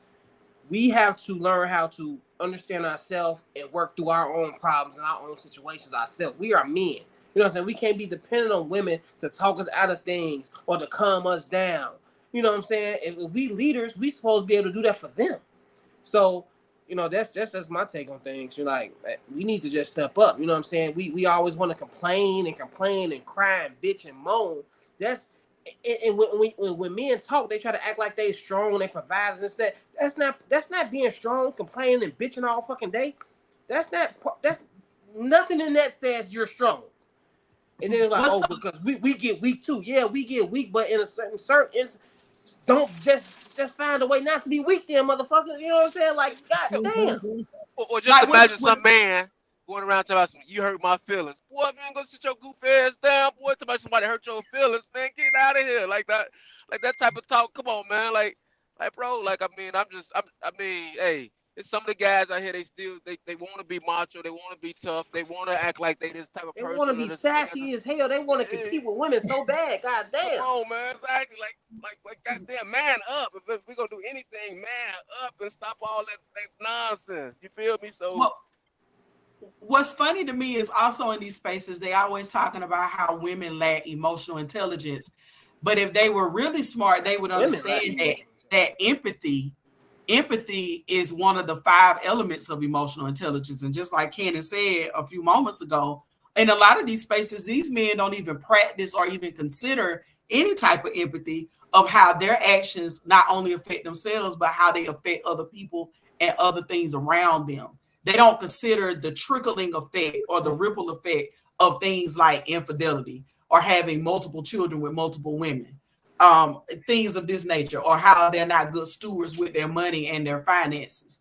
So it's so funny to me they use these terms like narcissism, emotional intelligence, and gaslighting, and all this other stuff in all of these spaces, and talk about how women do this, but they do it themselves. Like, it's like they literally telling on themselves by saying, well, this is what women are doing. No, what you're really doing is saying that this is what we're doing. That's what you're really doing. No, You're what not they even need to do yourself, you know? I just came up with an awesome cartoon, right? You know how they used to, like, all these elements and stuff, how we had Captain Planet and shit. He was like earth, wind, fire, water, and all that shit. We need to come with a superhero with and they be like love, empathy, sympathy, caring, and shit like that. And like, all these superpowers just like, and they just blast onto a motherfucker like, pow, you need sympathy, pow. And then, like, you know what I'm saying? They need to make cartoons The real like that, Captain Mano. we grew up watching. Mano. Yeah. We grew up watching some, you know what I'm saying, some shit, you know, Thundercats and shit. Motherfuckers was just destroying motherfuckers. You know what I'm saying? So, you know, and Barney was after me, so I didn't get all that Barney and shit, all that. So, you know, my generation, we didn't have Barney. You know what I'm saying? So I didn't get all We that. used to watch Barney. Don't do that. We used to be watching some. We used to watch Barney. I was forced to You watch know, you was Barney. watching Barney. No, we was like 10. I wasn't no little kid when Barney came out. We was like 10 Yes, because we were. Cameron. Y'all was Yes, you little, was Barney. because 10.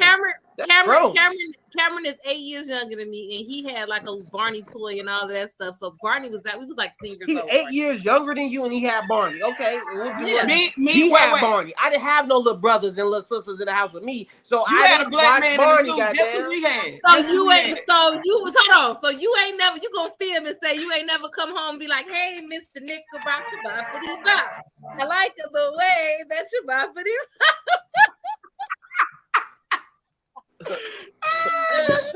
One of the major I don't know nothing about all that. when we think about this subject. Wait, hold on, Devin. I want to say, so Victor says, I have never had problems with attracting women. I just wonder why men and women are complaining about people that don't belong to them. I would like to hear more about that statement. And Victor, like you didn't really say. I'm wondering what your comments are about, like the things that we've said. I'm not clear on Victor? Is that what you're saying? clear kind of like on the It's perspective. because the rhetoric that these men are spitting on the internet He's and not social gonna media. come That's up. why, you know, We ain't gonna Yeah. bite Victor. We men gonna and let you women, speak. men and women. Let me stop saying just men. Women be putting some bullshit on the internet too. Right. So yeah, and so I'm just curious about what he think about what we've been saying and what he is trying to say with this comment. But He's scared to cam up. Yeah. He's scared to cam up. He don't want to get on We here here and every talk. week, but I was gonna say, but y'all gotta listen to the brother, listen We to will. him out, Listen, we try. and because I kind of get where he's coming from, but get it I'm too. curious, like he's not saying anything about like what the points that we're making. Like, do you think that this stuff is happening? Don't just say, oh, there are some good ones. Like, what do you have to say about what we've been saying? So anyway, Devin, And I think Devin was trying to make a point too. What I was also gonna say is that another one. Devin used to watch Barney. I seen it a couple times. I love you. You love me. We're one big happy family with a great big hug and something. I think that's how I go. Yeah, I got little cousins, man. So I seen that. You know. You know, they like 6 years younger than me. Starting out, but it's all good. See, he got a sister that's younger than him. So I didn't have that. But what I'm Whatever. gonna say, He was man, watching you know, Barney. one of the major things is too is that you know sometimes people just get so caught up in just trying to fit in and be cool. So it's easy to kind of go along with the motions and go along with the crowd because you know it takes the guesswork or the think work out of their head to say, hey, no, man, I'm too old to be doing that stuff now. You know what I'm saying?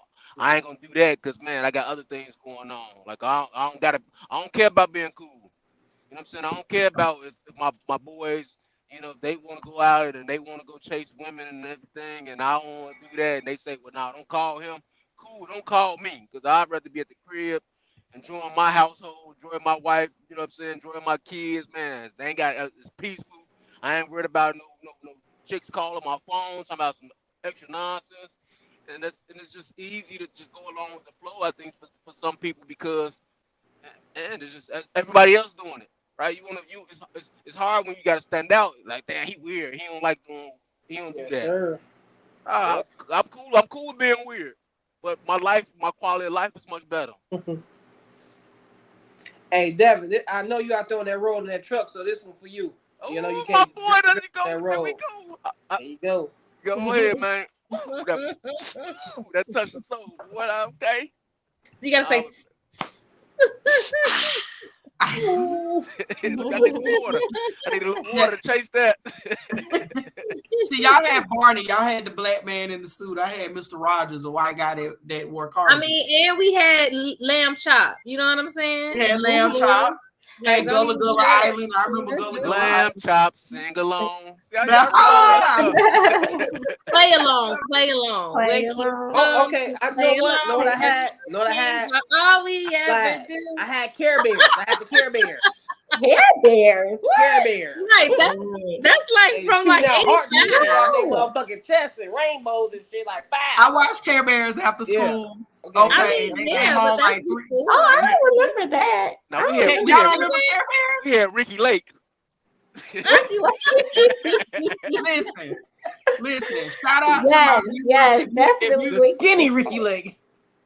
Shout out to everybody born in the late 70s, early 80s. My Voltron crew, Thundercats, She-Ra, and He-Man. Yeah. There we and go. my personal favorite and my Transformers. hero, Rainbow Bright. I love Rainbow Bright. Teenage Mutant Ninja Turtles, baby.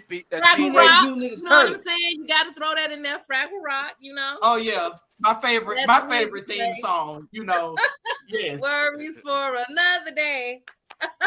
yes, absolutely. Don't get me started. They used to teach kids about teamwork and togetherness and see that's with that report Raven sent today. That's why they telling us, look, we watching y'all because we want to get this unity thing back together so people can start making children again. And then Bumble comes out with a billboard. Celibacy is not the answer. Like it's crazy out here in these streets. Crazy out here, y'all. Crazy. It's been assassination on black men for a long time, right? You know, I can agree with that.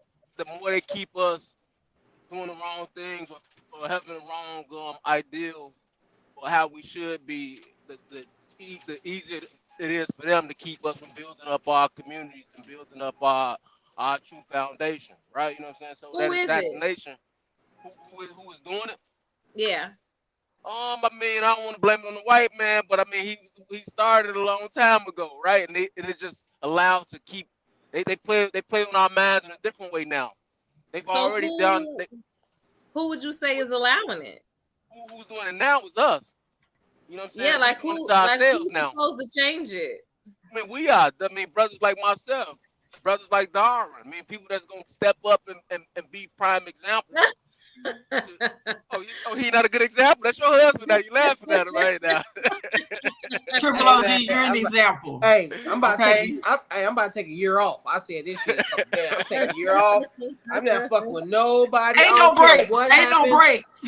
I don't care what happens in the world. I don't care about none of this shit. I'm about to be in the crib doing my own thing. I ain't worried about nobody this year. And that's good. You got a son. You got a son, right? You got sons or a son? I ain't even worried about him this year.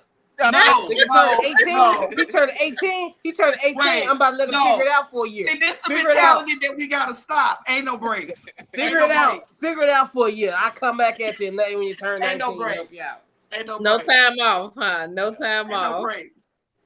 Fuck that, I need a break. Goddamn shit. Can't change all these old heads. I mean, they ain't doing no change, but it's the ones that's coming up after us now, right? It's the ones that we got. But we ain't old heads though.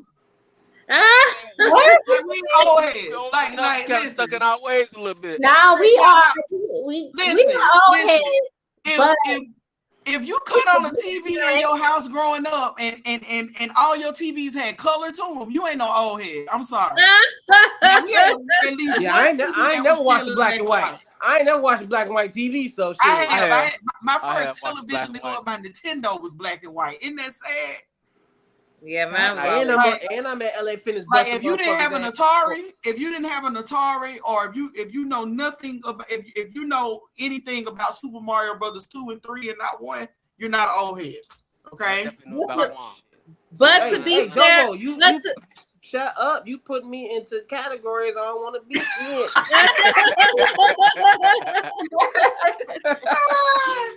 But to be fair to but to be fair to Devin, I do agree with you that there is nefarious plots at play, right, from the larger society. But also, I always say, like, I just feel like a lot of people do blame that, but then don't do anything about it. And like, that's what the problem is to me. It's like, what do we expect them to do something about it? Like, they not gonna stop. So it's like, who is the responsibility on? And it's like, how long can you just keep being like, they're making me think like this, and they're making, you know what I'm saying, before you make some changes, you know? So it's like, I don't know. It's each just one teach one. Yeah, it's like, it's just interesting to me. I think a lot of times, again, it just goes back to personal accountability. It's like all roads lead back to personal accountability. Exactly. You the common denominator, and ain't nothing gonna change around you until you start with yourself. That's it. Yeah, That's all of it. Yeah. That's all of it. And somewhere down the line, people stop forgetting that, or they don't want to look at that because that's where the real hard work is. Because in order for you to do that personal work, you have to call yourself out, be accountable, talk about your shortcomings, okay, and talk about, make actual action steps on how you're going to improve instead of getting on the internet talking about close your legs, you woman, like really honestly. Close your legs while I'm trying to open them. Okay, ladies, why you got your cookie jar open? And then also them, you can't date me because your cookie jar is closed. Like at this point, it's like, what are y'all talking about? Like, what are you talking about?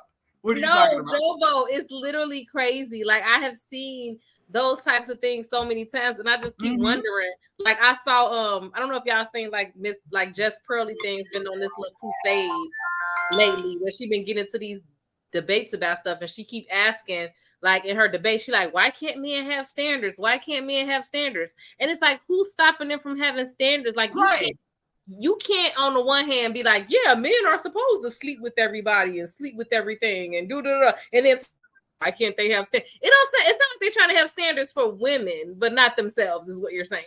You know what I'm saying? It's like, because it seems like a simple fix to me, right? If you don't want to be with somebody promiscuous, don't be promiscuous. Like, why is it hard? I don't understand. Like, how you trying to sleep with everybody? And as I told people before, make no sense to me. Rejection is a part of life. Everybody ain't got to say yes to you. There's gonna be some no's, and you need to know how to take that. No, but the thing is, what I'm saying is, they shame women for having sex with them. It doesn't make any sense to me. It's weird. It's so weird. They're like, these women out here doing all this OnlyFans, and they the ones that subscribe to the OnlyFans. So it's just like, make it make sense. Yes, because it's like, you women need to do better, and then they next post, why are you posting Sexy Red 9 times a day? And then talk about how awful she is. Like, you tell me on yourself? When in fact, she's not awful to you. You actually want a piece of the action. Just say that. Correct. Just say that. That's all. That's all I be saying. I be like, since what you like, why can't men have standards? It's like they can, but where they? Oh, this is my favorite one right here. Hold on, gotta put my glasses on for this one. You know, men are visual creatures, and it's like, it's like, dude, if you a pervert, just say that. I'm just. No, it's like I just feel like it's a thread that makes women the moral compass of men. Like women are responsible for men's morality or something. It's weird. It's crazy. It's very weird. Very weird. Very weird. Yeah. Let's play the blame game. I love you more. Let's play the blame game for sure. That's my jam right there. All right. Well, so we did have another topic, but I think that's gonna warrant a whole other hour. So what y'all think? Y'all want to call it a night, or what was the last topic? My favorite one about this man letting these children. Oh yeah, that's gonna be a whole nother. That one. I was thinking about the other one. Oh yeah, we got. No, we gotta talk about that. So everybody know, well, not everybody. Of course, Ashley want to talk about that. I wonder what Ashley got to say. You know what? I want to hear your opinion on this one, Ashley. Yeah, because you know you in that education world, and you know. So I think I'm gonna stick out in this conversation, but y'all gotta hear me out. Yeah. Okay. So basically, to kind of give people some context. So, oh Lord, I lost my train of thought. I'm trying y'all to screen moving. What'd you say?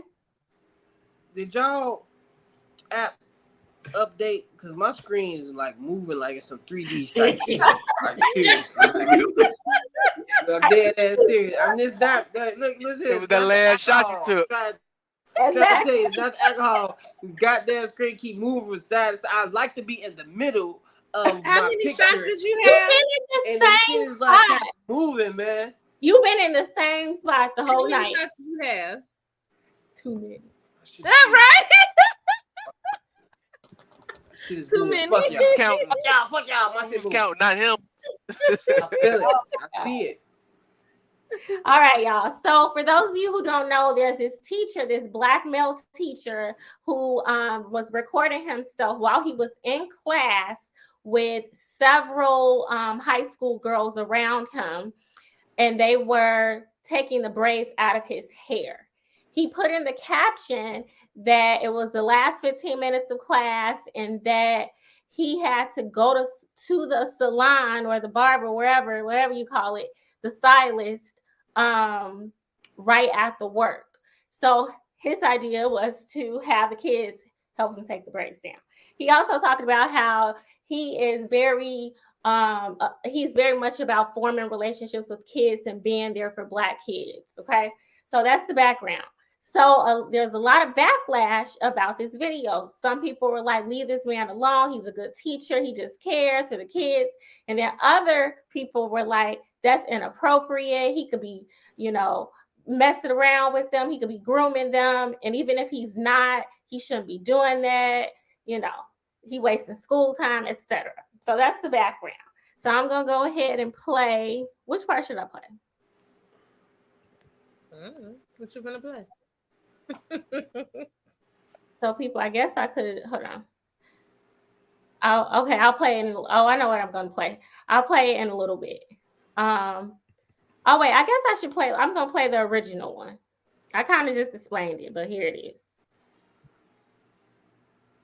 Just so you can see it. Oh man. I lost y'all. Oh.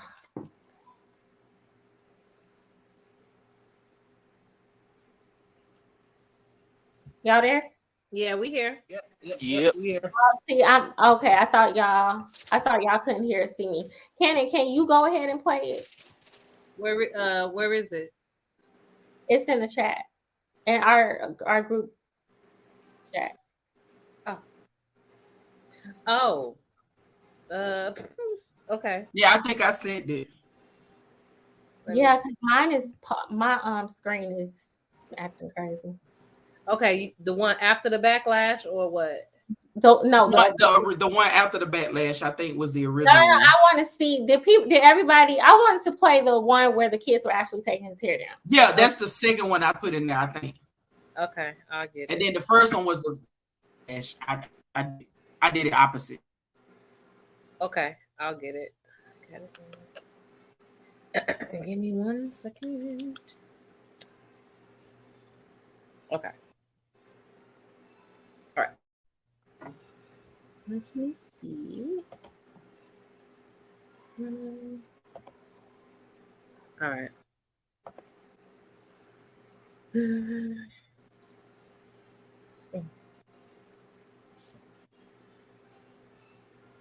What's my circle?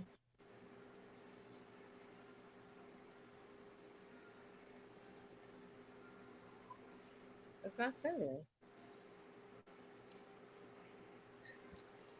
I've just started. Y'all need to leave Buddy ass alone. Who? Everybody. What? But first of all, ain't nobody bothering him. You say let the teacher be, huh? Yeah, shit. He Ain't nobody bothering bothering him. It's proper protocol. If you're a teacher that involves students in something that appears that you need to get the parents' permission to participate in that, and you didn't do it, then you get what you get. Parents' permission for that? Yes. Okay, you got a daughter, right? You walk in the classroom and see her playing in a grown man hair.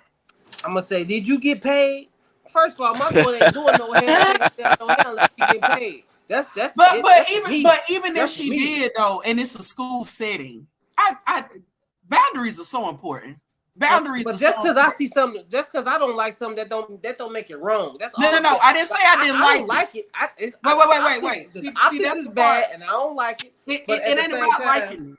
It's not about appropriation. It's a time and a place of everything. Now, if this same guy would have got on the internet and said, hey, I'm doing something creative with my students, I'm helping them develop everyday skills. Today, they're going to take the braids out of my hair. I've gotten their parents' permission to do so. We're going to have a conversation about X, Y, and Z while this is going on.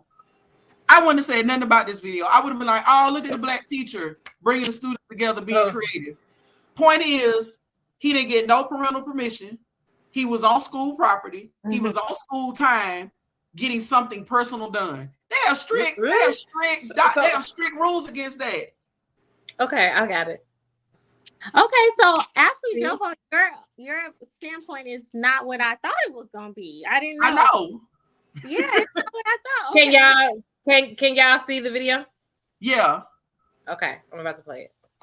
Decided to live stream my students helping me take my hair out. There was Turn it quite up. a discourse in the chat, which had people saying This this is was how it go. inappropriate, and other people saying this was completely fine. Turn There it was off, nothing shit. wrong with what I was doing, and people were just making it weird. So of course, I had to bring this issue to the big stage. I would like to represent myself in this case, Your Honor, if I may. Number one, for a little context, I had a hair appointment immediately after school, and I needed my hair taken out.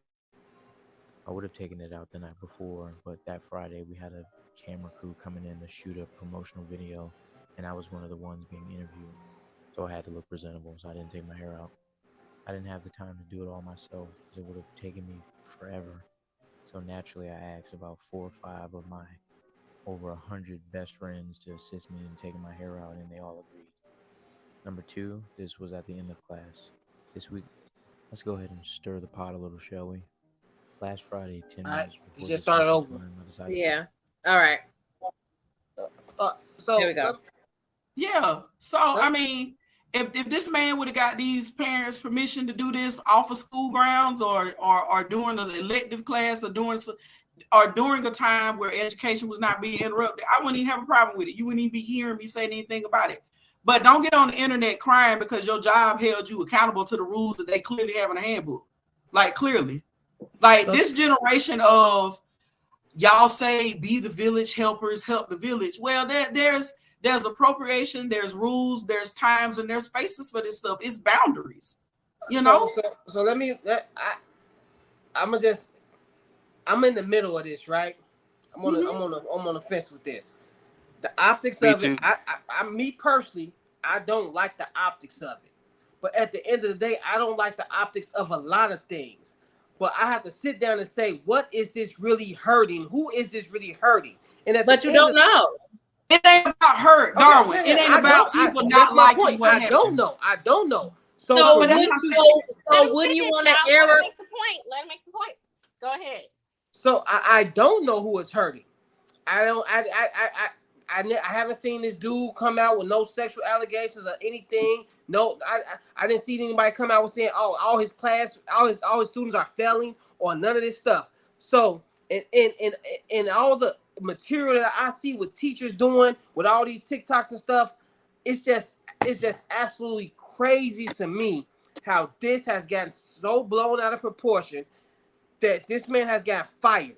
So if you can't sit up here and tell me that his student, he got F students in his classroom, it's parents that's calling up there worried about him messing around with these little girls or whatever the case may be, then I don't see no harm. No one sees no harm. All we can do is assume. So if I'm not going to assume the worst.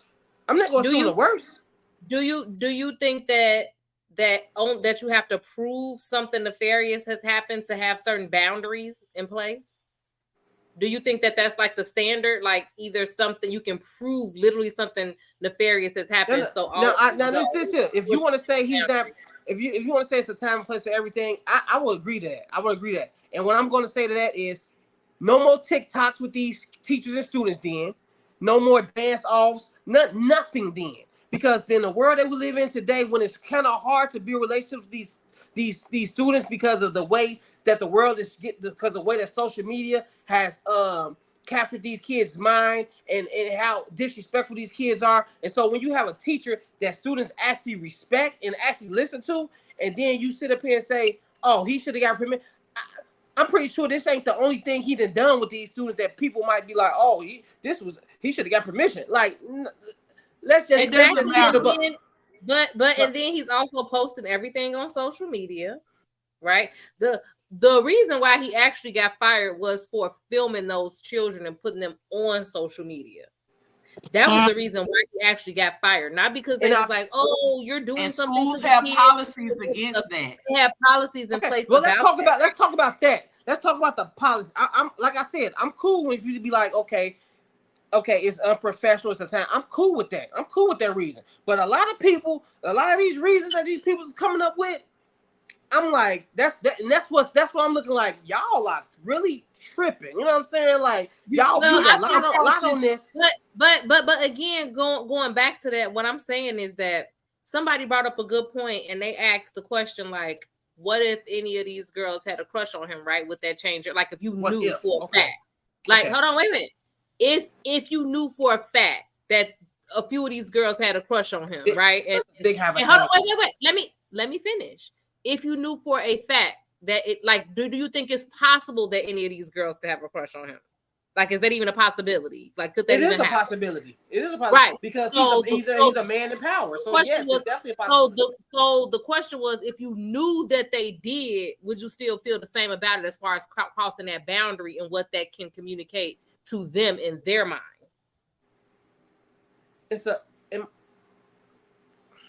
Like I said, I don't like it. The optics is bad. So yes, like I said, I don't agree with it, but I do still think, like I said, I'm on the fence about it. I still do think it was blown out of proportion. But at the same time, like you said, he put it on Facebook. He put it on social media. He's going to get that. You know, he's going to get 50% of people like it. 50% like, oh, you bogus. But like I said at the beginning, I always ask people, why don't you like this? And certain people have came up with these ridiculous accusations on this man who they can't say like it's ridiculous. Like if you say he's unprofessional, I'm cool with that. But to say that because that's an intimate setting. You're not supposed to have a woman playing in your hair and all. I'm like, oh my God. Let's look at the objective. Let's be objective about it when you look at the facts. Facts are, if the policy has something that states that he cannot film these children and place them on TikTok. I know for my daughter's school, there's a form they sent home at the beginning of the year when they participate in certain things. Certain teachers like science projects, things of that nature. There's a I'm cool with form, a that. social media I clause agree. that they send in. If you sign the form, you're giving the school permission to allow your child to be filmed, videotaped, or whatever. If you don't sign the form, your child's little online profile is flagged. That form, that blank form is filed, and you as the parent can make a formal complaint if you see your child on social media when you have made it clear, I don't want to see my kid on camera doing school hours or school activities. Let's be objective about this. That's where I'm coming from. I agree with that. The facts are, depending upon where he was as a teacher, the disciplinary process of X, Y, and Z, this school has rules. And obviously one of those rules had something to do, one of those rules was broken. One or more rules were broken when he decided to film those children taking his hair out on camera. That's where I'm coming from. Now, if this same teacher would have said, you know, I got a couple of, because you know, a lot of what I'm seeing now with, you know, and we had it in school too. A lot of young ladies, they like to experiment with hairstyles. They have a bond with the teacher. If he would have been the parent to say, you know what, the teacher to say, you know what, I want to get y'all parents permission to do X, Y, Z or follow school protocol as it proclaims to this, then that would have been different. But obviously he did not follow protocol, and that's and that's why I agree with you, Ms. Jovo. I agree with you 100% with that. And that's why I say I'm on the fence about it, because I'm with you with that, the policy and the rules and rules are rules at the end of the day. Yeah. That's what they agree are. with you on that. But I'm now on talking the about flip side of that, you ain't on the other what I'm about side to say on this though. Let him finish. Go ahead, Darwin. I'm talking about the people that are just projecting all these innocent feelings off on them, because we know the world that we live in. We know that because we are adults, we have seen a lot of horrible things, and so of course we're going to think a lot of horrible things when we just see something, and it's like, damn, hold on, because like I said at the beginning, when I grew up, only women that was doing people's hair is women that you wanted. Men wasn't letting people that they wasn't attracted to mess with their hair. So I get it. I get all of that and why people project all of those evil things. But you understand why the boundary should have been in place to prevent all these projections and these perceptions from the first place. But this is why boundaries are so important. That's what I'm saying about boundaries. I think this it's not people trying to take your joy or take away your creativity, but there's a line that's drawn for a reason. I think you're making some great points, right? You know, because you know, obviously, I mean, what could look innocent and what may have also been innocent, right? You know, he probably didn't want thinking like, oh man, I'm just gonna get me in trouble. I'm just doing something cool and with the kids. But at the same time, each of those kids got parents, and each of those parents may feel something different than him being cool, right? Like, hey, what's going on with this setting with my daughter taking down her teacher's hair? I like Mr. Johnson. But hey, Mr. Johnson, I don't really agree with that, right? Hey, like you said, hey, did she get paid for this? Right, you know what I'm saying? And then his explanation, oh, I had a hair appointment and I got a few more minutes, so I'm gonna let the kids do it for me. That really ain't no real good explanation. But now if he would have asked for permission, you know what I'm saying? If he would have had that set up, I think the explanation made it look worse. Hey, that's what I'm saying. His explanation made it look worse. Like, may I step in for a second? I want to say this. Go ahead, Victor. For my understanding, because on another show we reviewed this right here, they were saying during the process of the kids taking their hair down, it was parents and other people was cheering them on because they know that guy. The only thing I think was wrong, he put it on social media, and the court of public opinion got him. See, a lot of times it's certain acts that we do harmless, but other people, they decide to put their 2 cents in and make it worse than what it is. He was monitored. The thing that he had in front of him was called a phone or a camera. He wasn't pulling nobody to the side, isolating them or taking them off camera and doing something mischievous. He was doing it for the world to see. But a lot of people that made those complaints, I guaranteed you that they probably don't even have children in that school system. But this is the problem. When we put certain things on the internet, the court of public opinion is going to always bring you down. And another thing, this is a sad situation, right? Teachers already don't get paid enough. This is going to sway other people that want to be teachers and think they are going to be able to interact with students and be friendly with them or whatever. Why would you do it when the court of public opinion is going to say, hey, you're a predator, you this, you that, and then you got to deal with a low pay? I'd rather be something else other than a teacher right now. Well, Victor, Go ahead. It's another.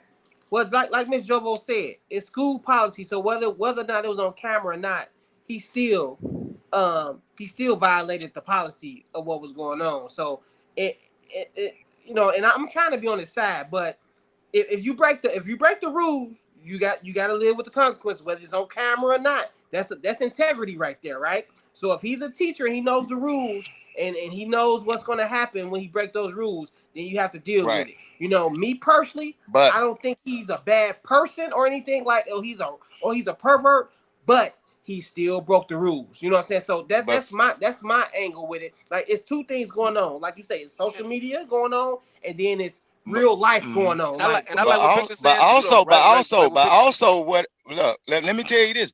Also, what I have heard, that when he did the video, he showed the video to his superiors, and it was all right. But what happened, they came back to him after people had something to say about the video. So it was all right until the outside world saw the video. Just like I say, it's a lot of things that go along. A lot of things that go on when people initially do a certain thing, but once you put it on camera, you have a lot of people just want to just throw salt up on anything. It can go either way. It can go either. I like what Victor's saying. I like what he's saying. Like, man, you put it out there for the world to criticize you, and when the world did, you taking a gamble. You gambling now. You gambling. They came back and said, and now the school system, now they gotta make a decision now. Like, oh man, damn. Now we gotta fire my man. Lawsuits, and all types of stuff. So I get it. I know. But if you listen to him at the front of the video, the one that went viral, he was saying, like, let me stir the pot. Let me ask what y'all think. I got that. I can't wait till y'all see the second video. I can't wait till you play the second video. Because when he initially, because he live streamed it at first, and he had people that was in his comments with split you know, decision. Some people was for it, some people was against it. So then he wanted to repost it to get even more opinions. Like, that's like one of my things too. It's like people so thirsty to like go viral. He could have just deleted it, right? He could have just deleted it. And it's like you already see it's a bunch of people that could have an issue with it. So you want to go post it again so that you can stir the pot, so that you can get people. My new friend Victor made a very valuable point. The impulsivity of these things right here, what I teach my classes, I think I teach court mandated classes, and one of my classes is all about instant gratification and impulsivity. The instant gratification and the impulsivity of the cell phone will assist you in losing your employment, because when you do things like you act before you think about all of the consequences that come along with your actions, you end up doing things and then not looking at the bigger picture.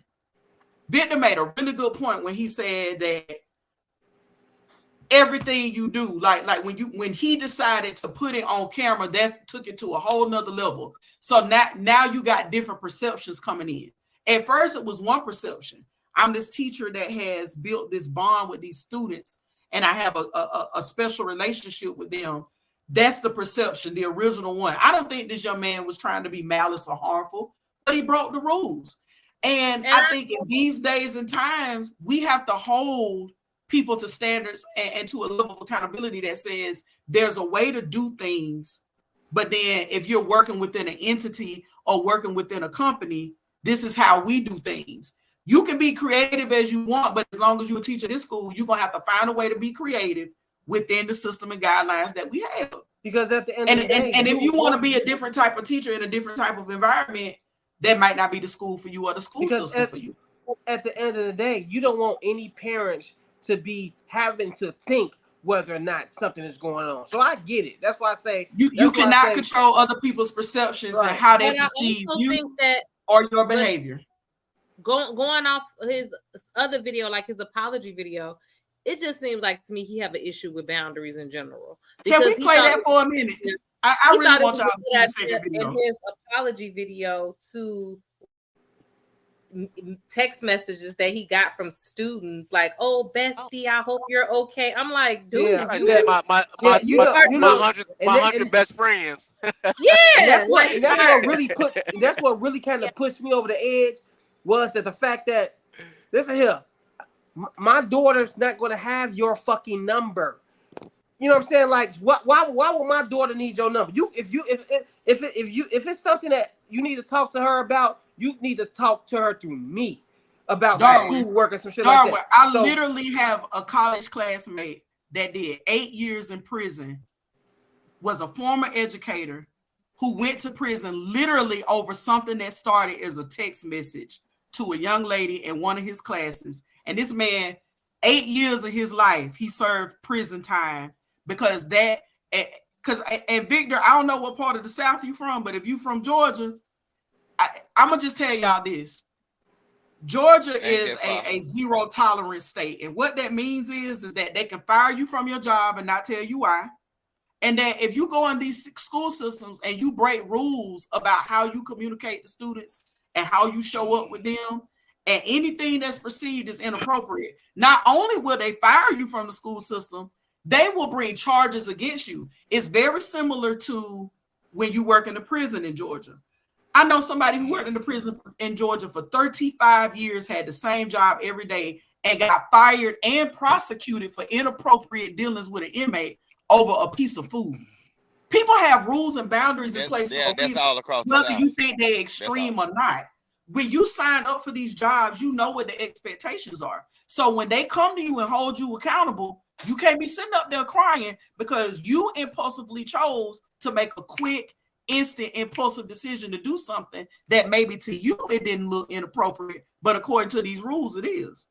I'm just saying. Joe, it's a movie. It's a movie on Netflix. I'm about to find it for you, Joe. I'm gonna text it to you about a guy professor and this brilliant student, and they get inappropriate because she's so brilliant. He's just captivated about how smart she is and stuff like that, and they become. You gonna like it. Like seriously, honestly, in Georgia, I know a few people who used to work in the school system who done did time over text messages, over students staying in their classroom too much, over allegations, whether they were proven or not. Like they don't really. It's that's why I said boundaries are so important, because you never know who's watching you and you never know how they're gonna perceive it. You know. Miller's Girl. Somebody else told me about that. Yeah, I'm a Netflix junkie. And then when he was like, "Yeah, you know, I just had a hair appointment, so I'm gonna get my students to do it." Like, bro, that ain't no real good.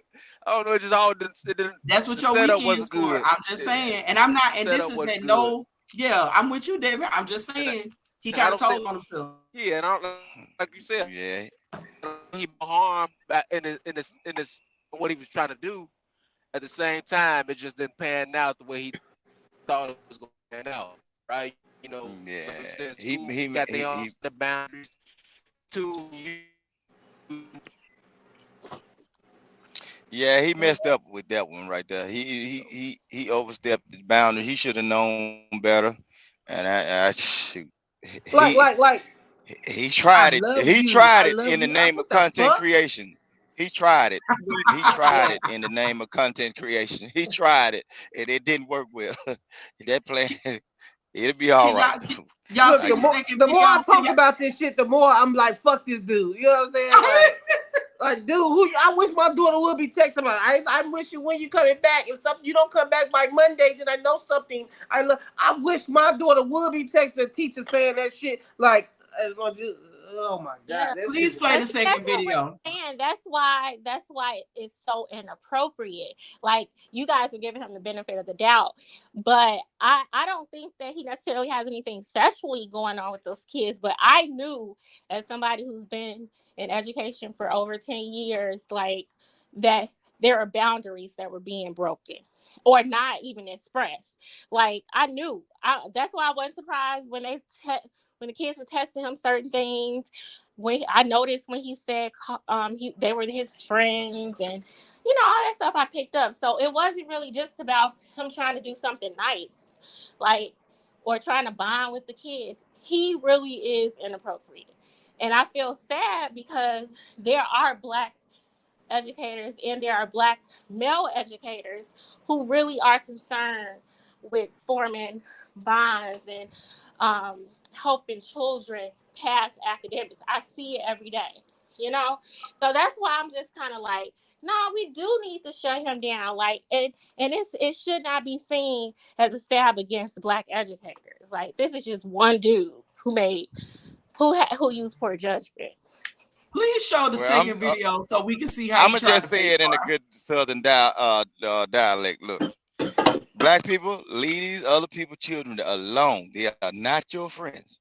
They will put you in a situation. Leave these people children alone. Go up in there. Look, I'm from the real South, and our motto is go in there, do your job, nothing more, nothing less. Get out of there. Don't hang around. You don't end up getting fired on your day off. That's all I can say. I'm just saying, Victor, you hit the nail on the freaking head. Because that just goes to my other point. Like, I work for just about every state agency outside of law enforcement that you can imagine, and outside the school system. I've collaborated with the school system.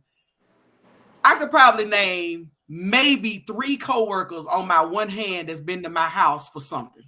Like, I don't fraternize outside of work. Once we work together, or once you my supervisor, my superior, our relationship is changed. And see, this is why I be telling folks about boundaries. And like, see, some folks just want everybody in their life to come together all the time. I'm not that person. You ain't got to come to my house. You ain't got to come to my birthday dinner. We can just hang out at work. Same here. If we work together, we can keep it at work. You ain't got to hang out with me on Saturday. I see you Monday through Friday. Well, yeah, because know what that do?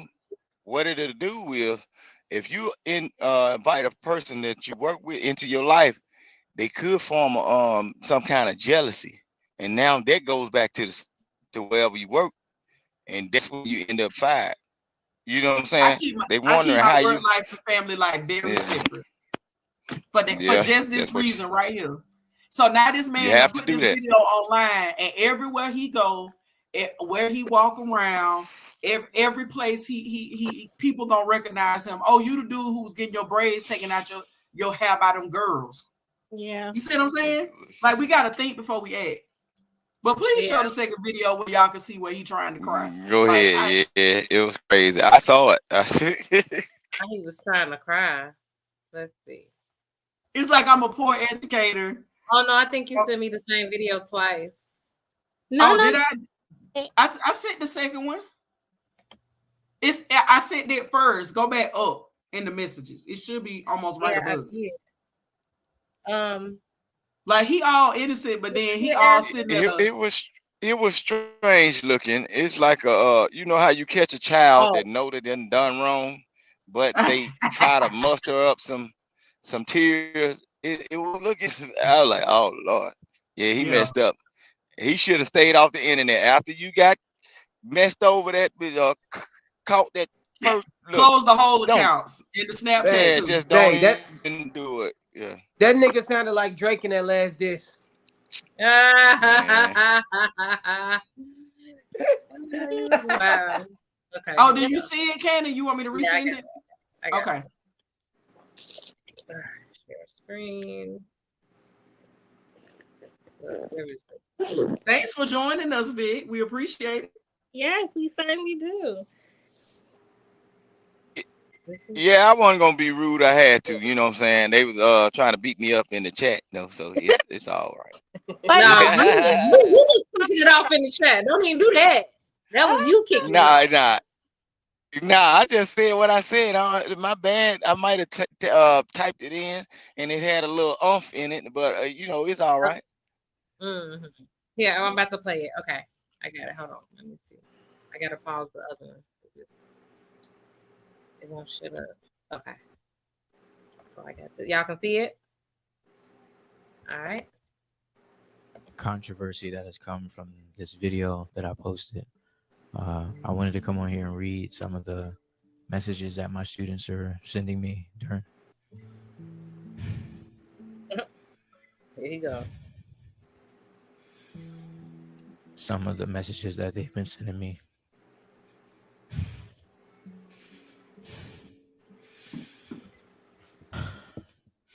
During this time. Hey, Bessie. I really hope that you see this message. How are you? I hope that you're okay.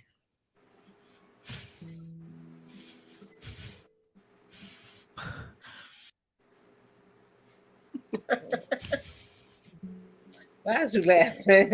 Our class misses you so much, and we really want you to know that we love you and we miss you so much. We can't wait for you to come back. I can't believe that taking somebody's hair out is such a big deal, and it makes me so mad that people make little things big things. I want you to know that the class and others got your back, and we will always stand behind you and out for you no matter what happens. We got you. Again, we miss you and we love you so much, and can't wait for you to come back. I wish that this never happened because it feels like we're losing you.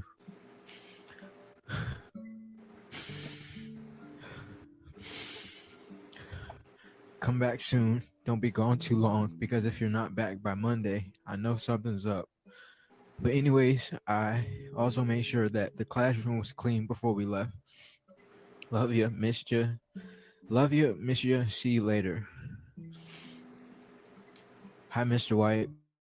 All this stuff going on, and so has your other former students, and I just want you to know that we're standing with you. I'm literally in my junior year of high school right now, and seeing all this, you were my and many others' favorite teacher. Okay, is that enough? Yeah. That's enough. Look. That motherfucker. No. I'm convinced he wrote himself. He wrote that shit himself. I'm convinced. You know what it sounds like? It sounds like that one person that be like, you know what? No, I don't really sing. I don't really do karaoke. And then all of a sudden they reach out for a microphone out their purse. This motherfucker want his job back bad. He like, I want to go back to work bad. He like, let me write myself and make this shit. Nah. It seems like he made that shit up. Anybody wrote that nigga? Hey, man, I can't see no kids writing that shit. Yeah, it was very well written. Like no slang. I wondered that too. Yeah, Ashley, that's actually the perspective I wanted you to come from as somebody who's worked in education. Like when because I know you have built bonds with youth over the years, but it's like this dude took it to a whole new level. Like I've seen this before. I had an assistant when I was teaching third grade. I had an assistant. And I loved her. She was a sweet girl. Like she was a sweet woman, right? But she lacked boundaries. And it wasn't just at work. It was in her personal life too. She had a young son, 7 years old, that was running her. And in class, I got so annoyed that she used to have the kids doing exactly that, playing in her hair. You know, it was like most of the kids were Black. She was a Hispanic woman. You know, she had the long Black silky hair and they just loved it. And so she used to let them play in her hair in class during the middle of a lesson, you know. She retired with a Rolex. So, man. So lacking boundaries. And so what teachers don't understand a lot of times is, you know, when you lack boundaries, they're gonna love you, but they're gonna act like they respect you, but you're not gonna manage them. You're not gonna be able to manage their behavior because you don't have any boundaries. He better go find a singer and live in a basement. There's what I don't like about this video is, okay, you can read off what the kids said, but what did your coworkers say? You ready to throw the kids under the bus and say this person said this? You dumb motherfucker. What did your coworkers say? Got the news you limited it. Shit. Right. Now so everybody got to be on the straight and narrow, and they walking around the school halls and schoolyard, scared as hell. Hey, look, he got all the teachers. He got all the teachers deleting all they messages and emails and shit. Like, oh shit. Oh, yeah. My number too. Yeah, that's what I'm saying. He didn't. Victor, I never thought about that. He ain't once talked about what all the adults, like his coworkers, like. I think it would be like even Ashley. The parents. He was where the parents' text messages at. Yes. And like Ashley, don't you find it odd that a teacher is building this much bond with the children, but not bonding with other teachers and educators? Like he was like, Victor, you just made me think about something. Man, look, I live a real life. I'm out here. I see how folks think, man.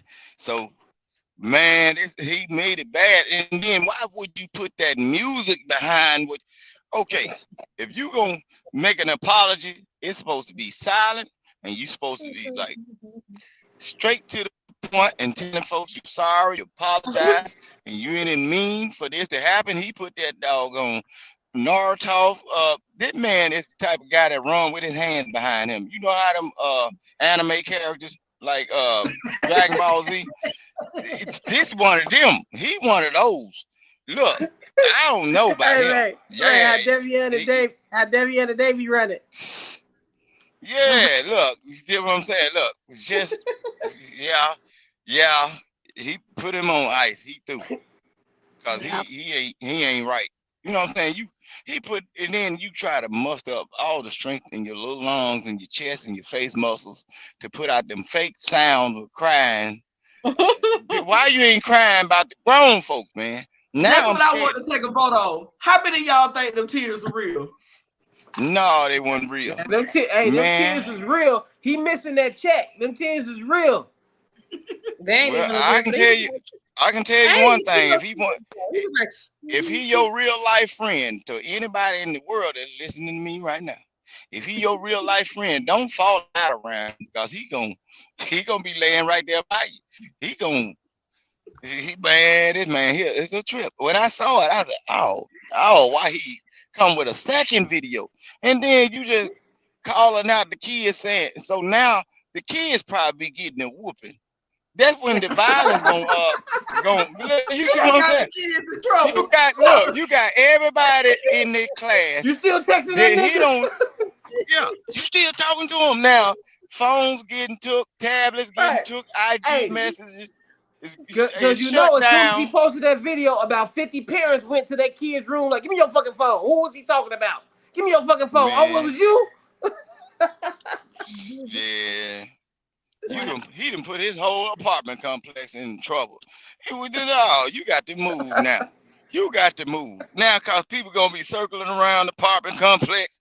Yeah, he's still at it. No, ain't nobody selling little nickel bags and shit. Police around, they got PIs around investigating all that. The old lady that lived down the hall for him, she used to be friendly to him, and now she get out the way. Yeah.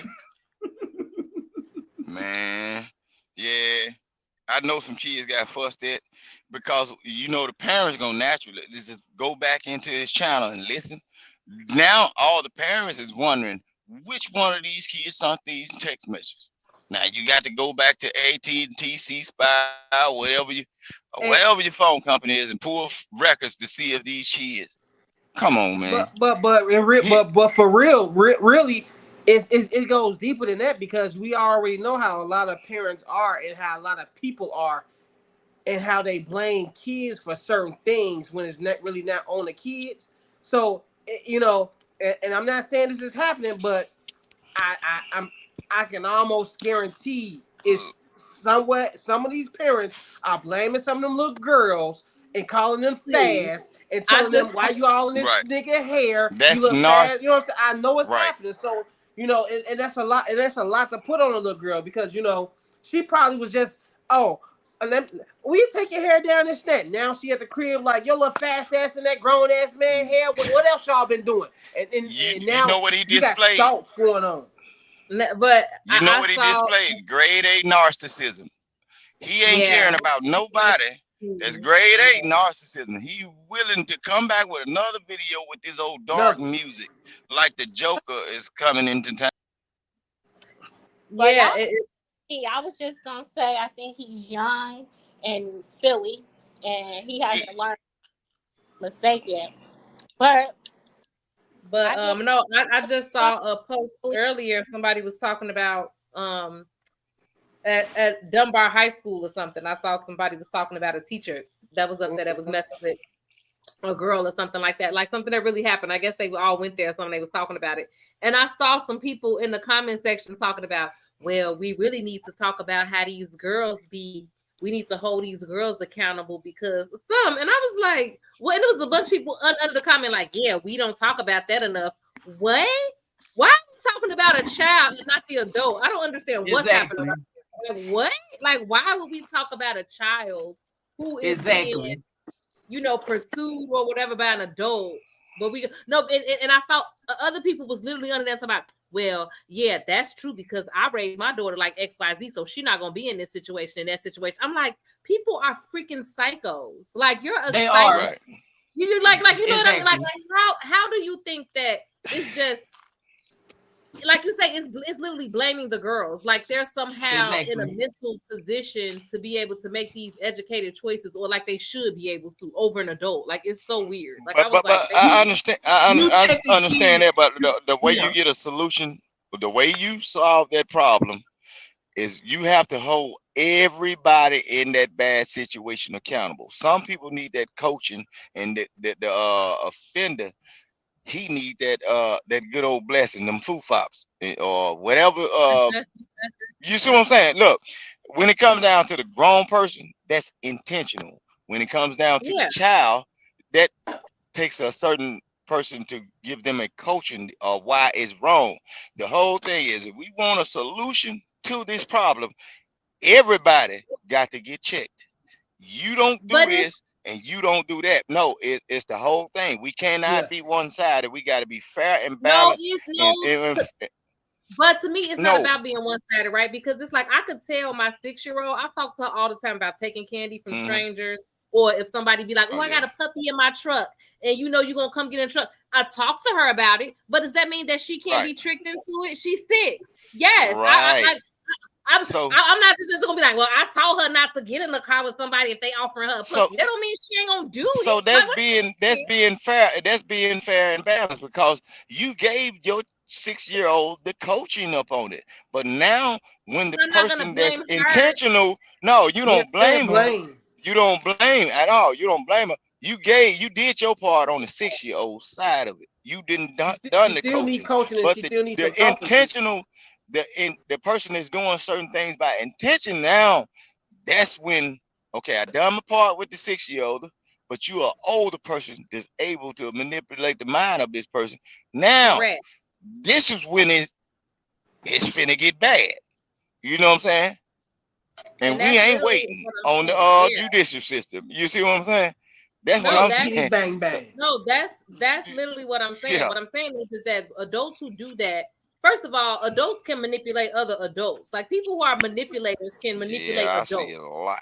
So my whole thing is people who are doing that, they are manipulating these kids. So you could think all day long you didn't taught them this and told them that. That don't have nothing to do with somebody actually being manipulated. Like that's why it's called manipulation. Like people have tactics and things that they use to break down people's defenses and to do certain things. And you could talk to somebody that you want to face, but when somebody actually go through the situation, you don't know how they'll respond or how they'll react or what they'll take to. So I'm just saying, like, you can't even, like, again, I'm not saying don't talk to your children and all that other stuff, but none of that is on them. It's not. It's on the adult. It's on the manipulative ass adult. But I'm finna show you something though. Also, but listen what I'm saying. That's why I say I'm a fair and balanced person. So now it's time to get your shovel out and dig deeper. Who taught that? Look, sometimes like when you get a young girl, based on what environment or household she lives in, she may have been trained to seek out other older, like males. It's males that's been trained to seek out older women to uplift their life. Like, I get me a cougar. It's some men that's infatuated with older women and they young guys. They be like, man, that young girl can't do nothing for me. She can't buy me nothing. I'm finna go get somebody mama. But who taught them that? So you see what I'm saying? So you got to be fair and balanced. I see what you're saying, but the responsibility is always going to be on the adult. Like, I don't care. You could there's some kids who are you're not saying that the responsibility not on the adult just because you still need to talk to the kids. No, I'm saying you always need to talk to your children, but I'm never gonna say all around the board where these kids adult and all that. None of that shit. You are the adult. Period. Point blank. Full stop. Because there are some kids who are touched at young ages, right? It could be a 6, 7, 8, 9 year-old that has been touched, and they may come on to older men. Am I gonna be like, well, that was that 7-year-old because they was coming on? No, the adult, the grown ass person should be able to say, hey. I know, Miss Hill, but don't you know how many young people look? Don't you know how in real life? Don't you know how many young guys that'll pull up on? I don't know what your age. You ain't got to see it, but don't you know how many young guys that they mama done got that PPP loan and they'll pull up on you in that scat pack and they still in high school and they will do a razzle dazzle and you might be on the passenger side. You know what I'm saying? Or your best friend ride. You might be. No, it depends on how it's been. No, not saying you, but it's a lot of youngsters that are able to look. That's what they target. They target older women, just like some of these young women target older men. But they've been trained to do it. I'm telling you. I think this is another topic another topic we need to talk about because I find it very interesting when we start to. We have a bad habit of sexualizing young Black girls even before they know what sex is. You know, we have a very bad habit of that. Like I recall a conversation with somebody when my daughter started daycare at 18 months old, and one of the children that she wanted to, you know, spend more time with at the daycare was like this little dude was her best friend. Like they played on the playground and everything. And his mom made the comment, you know, they may even start dating one day. What the hell? I hate that. What the hell? That's what y'all conversation remind me of. Like, and actually, this might be something we need to revisit because it's almost like I'm sick and tired of the world sexualizing Black girls. We don't ever get to be the children that's born to be kids. Right. From the womb, we hear. Oh, you know, you can't dress like that, and you can't say this, and you can't walk like this, and you can't do this. And we talk more about that than we are about how do I build my self-confidence and know who I am as a Black woman. We always talking about some Black girl who just she don't know somebody got to teach her that you don't do X, Y, and Z. I'm not one-sided. I'm just speaking off of my experience. Look, when I was younger, not to cut you off. But when I was younger, I have experienced myself. Like I got a lot of female cousins that was on the track team and they participated in softball sports. And down here in the real South, we used to have to go with the older cousins. And a lot of times they was female, right? That I went with. Yeah, we traveled in packs. It was females, and I was a little kid, and I might have been cute. They used to call me their little boyfriend. So that was sexualization of me. But guess where they got it from? Guess where they got it from? They got it from the adults that are always sexualizing little kids. Right. That's what I'm saying. That would be a great topic. Don't you know how many of them? Don't you know how many of them older girls, when they was in high school, I'd have kissed them on the jaw, played in their hair, and all of that. You see what I'm saying? They loved me because I was a little cutie to them. Yeah, you can have this. They bought me things and everything. They was the cougars in my era. You feel like that and was they appropriate? liked me. Now? It probably wasn't appropriate, but shoot, all them lollipops ice cream sandwich they would give me, I was all right with it. but see, that goes to what Candace said about manipulation. See, Yeah. you as a child, you weren't thinking about the context of it. You were thinking about the ice cream and the candy. That's what Candace is saying about manipulation. We learn manipulation from the crib. When we cry, we know we start to figure out that somebody coming with a bottle, a dry diaper, or somebody coming to pick me up. This is but it's up to us to learn about all the different types of manipulations that we've learned that are instilled in us. And it's all about us tapping into inner self and morality and looking at those defense mechanisms so that we'll know what's appropriate and what's not inappropriate. But we cannot expect 18-month-old kids, because like that mom, she almost got it from me. I had to like respectfully let her know that they 18 months. At this point, the only thing they got in common is Legos. Like, why are we talking about boyfriend and girlfriend? They like Legos. They're kids. Let these children be children, because we already come from generations where, you know, like for some, like me in the household I grew up in early in my life. I always tell people that I've been grown all my life, and that is not a flex. I wish I was allowed to be a kid for a longer period of time. You see what I'm saying? And so in our culture, in our community, we got to get to a place where we're going to let our children be children. We start talking about stuff with these kids about marriage, relationships, sex, and these children ain't even graduated from kindergarten. And I'm just sick of it. Like, when do Black kids get to just be kids and it just be innocent and childish fun? You know, but so what you got to do is you got to look. It's a mindset, and then you got to separate yourself from certain type of people. So now, when you hanging around them women that like them hot Cheetos and them crab leg, you gonna hear that type of talk. Here we go. Here we go. No, but I'm just saying, men too. I'm saying it's both sides of it.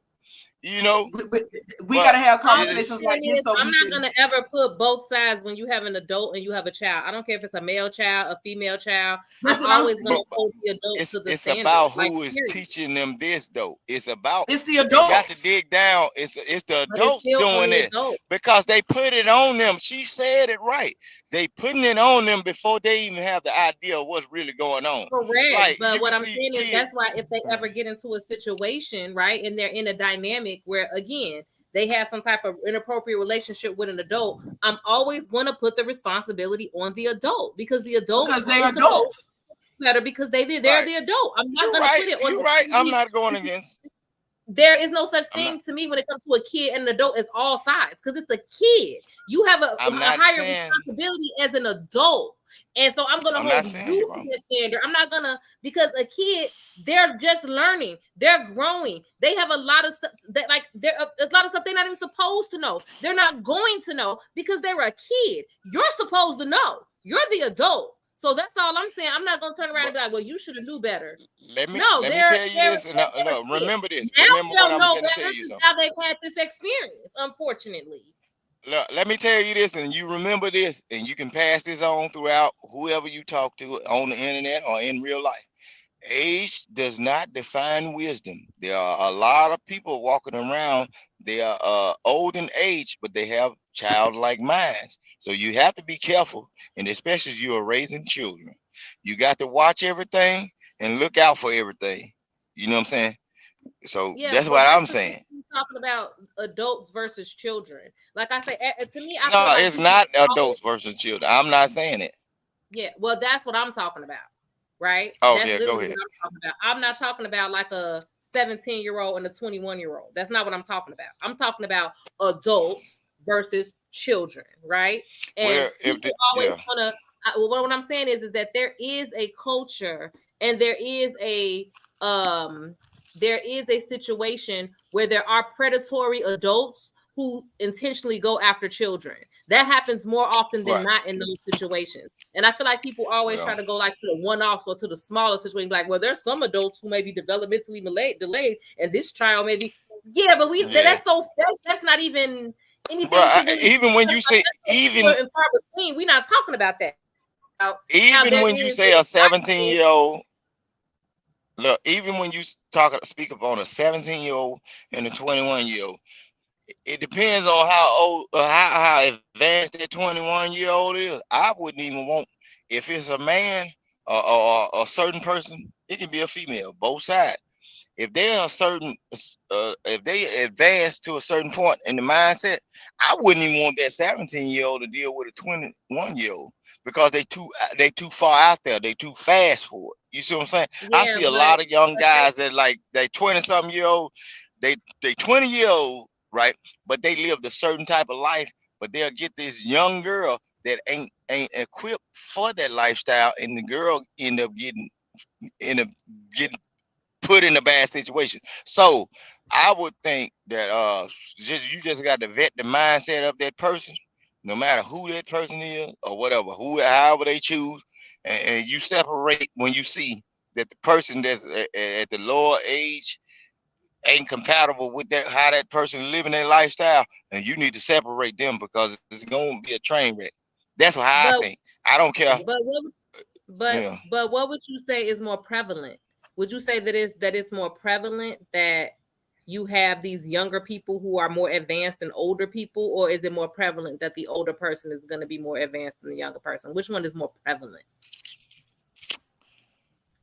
It depends. It depends on people and where you at, man. It's certain people just faster than others. In general, I think I talked about this in the show before last or the last show that I'm kind of with Cannon on this, that when it come down to kids and adults and something happens, it's like I think about a situation I got into with my daughter at the skating ring here recently, and she was at a birthday party with her friends. One of the kids accidentally bumped into a young lady on the skate floor. Don't ask me why this pregnant lady was on the skate floor, because they had you sign a waiver when you in there. You're skating at your own risk. Who would want to be on the floor where children are skating and you're pregnant and you have a visible pregnancy belly? So I guess the father of the child or her boyfriend, husband, whoever he was, he had exchanged some words with one of my daughter's friends, and he was literally using profanity and called one of her friends the N-word and I'll F you up, and I'm thinking about these kids and they like, 12 and 13 years old, and here you are, a grown man talking to these kids, but you see this other little dark-skinned boy. It ain't even about child mindset. It's how we socialize to look at Black kids. And I think a lot of times the world looks at Black children, even right when they come out the womb, you should know better, you should know better, you should know better. But what I notice in other cultures is a lot of times these kids are allowed to be kids. Why are kids not allowed to be kids? You see what I'm saying? So in this situation, the manager is trying to come and address my daughter and her friends. And I'm calmly walking over to the manager and I said, excuse me, but all of these children are accounted for. There are adults present. If you have an issue with the kids' behavior, you're an adult. Come speak to the adults that are in charge of the children. Why are you over here speaking to these children, yelling at them, fussing at them about something that really, quite frankly, she was on the floor. She's a risk of being on the floor, and people bump into each other when they skate all the time. So why are you over here talking to these young children when they have adults who are supervising them? Let us talk together as adults about what needs to be the next move. And so I think that, and this will be my closing remarks on this topic. I think that Black kids got just as much right to be protected in certain scenarios as all other children, and that that it's sad that we live in a world where we got to debate whether or not a Black girl or Black kids in general, or do they deserve protection in certain situations. I'm with Cannon. Our children deserve protection in all situations, no matter how much we've taught them, how much we coach them. It is our responsibility to protect our children from the evils and the transgressions and the injustice of this world. They deserve to be children too. Like, for real. Right. If I hear somebody else talk about fast behind Black girls, or she you see how she looked for her age, she can't help that. That's part of growth and development and hormones. That's part of growth and development and hormones. Okay, she can put on there's some of these young ladies, because my daughter in middle school right now, they can put on a whole potato sack and you still gonna see how shapely they are and how they're developing. You as an adult, for you to say it's her fault, she turned this person on, or she did this or that or whatever, that shows me as an adult you are incapable of protecting children. So children deserve to be protected of all shades and colors, and that's what I got to say about that, including children that look like me. They deserve to have a childhood. When we start sexualizing these kids, we take away their innocence, and me and you both know that adulting is already as ghetto as it want to be. Why do we want to speed up the process with our children?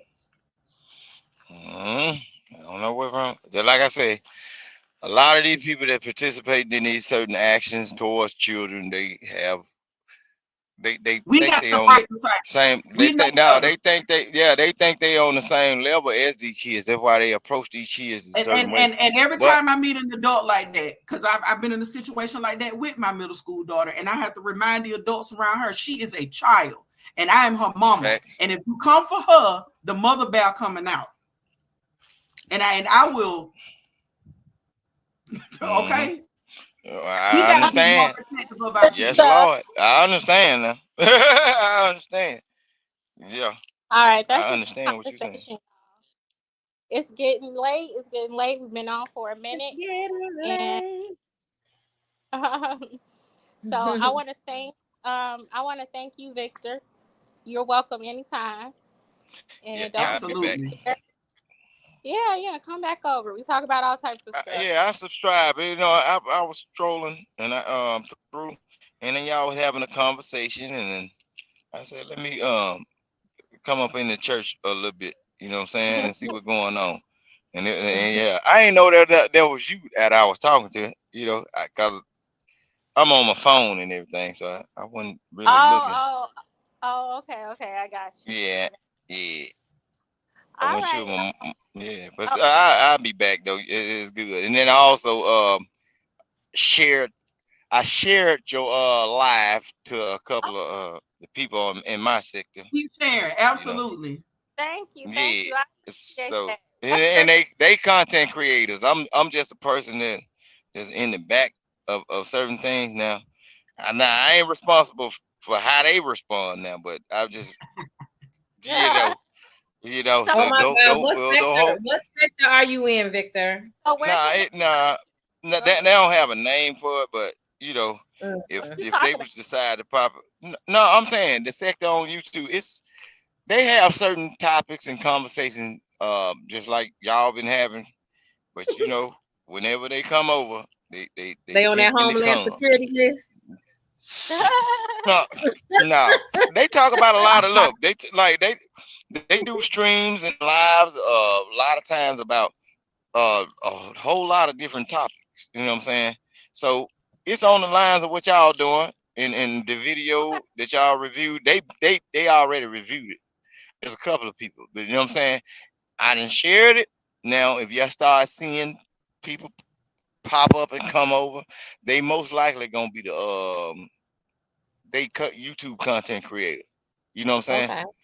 So majority of the people in my space, they YouTube content creators. The one I share to, they YouTube content creators. So they'll be on live, and then you probably can pop up on 8 panels and shows and everything. Yeah. And once you get noticed over there, just be careful, because some people they have their ideas about certain things and everything. And then once you get over there, you get noticed. They'll be begging for you to come to their shows, and then they'll show up to your shows. Now, it's wild. I'm not a content creator. I just deal with a lot of different pounds. You know what I'm saying? I just go up there and say what I say. Okay. All right. Well, thank you for popping up and supporting us. We appreciate it. We're gonna go ahead and head out. It's been a good one. And until next time.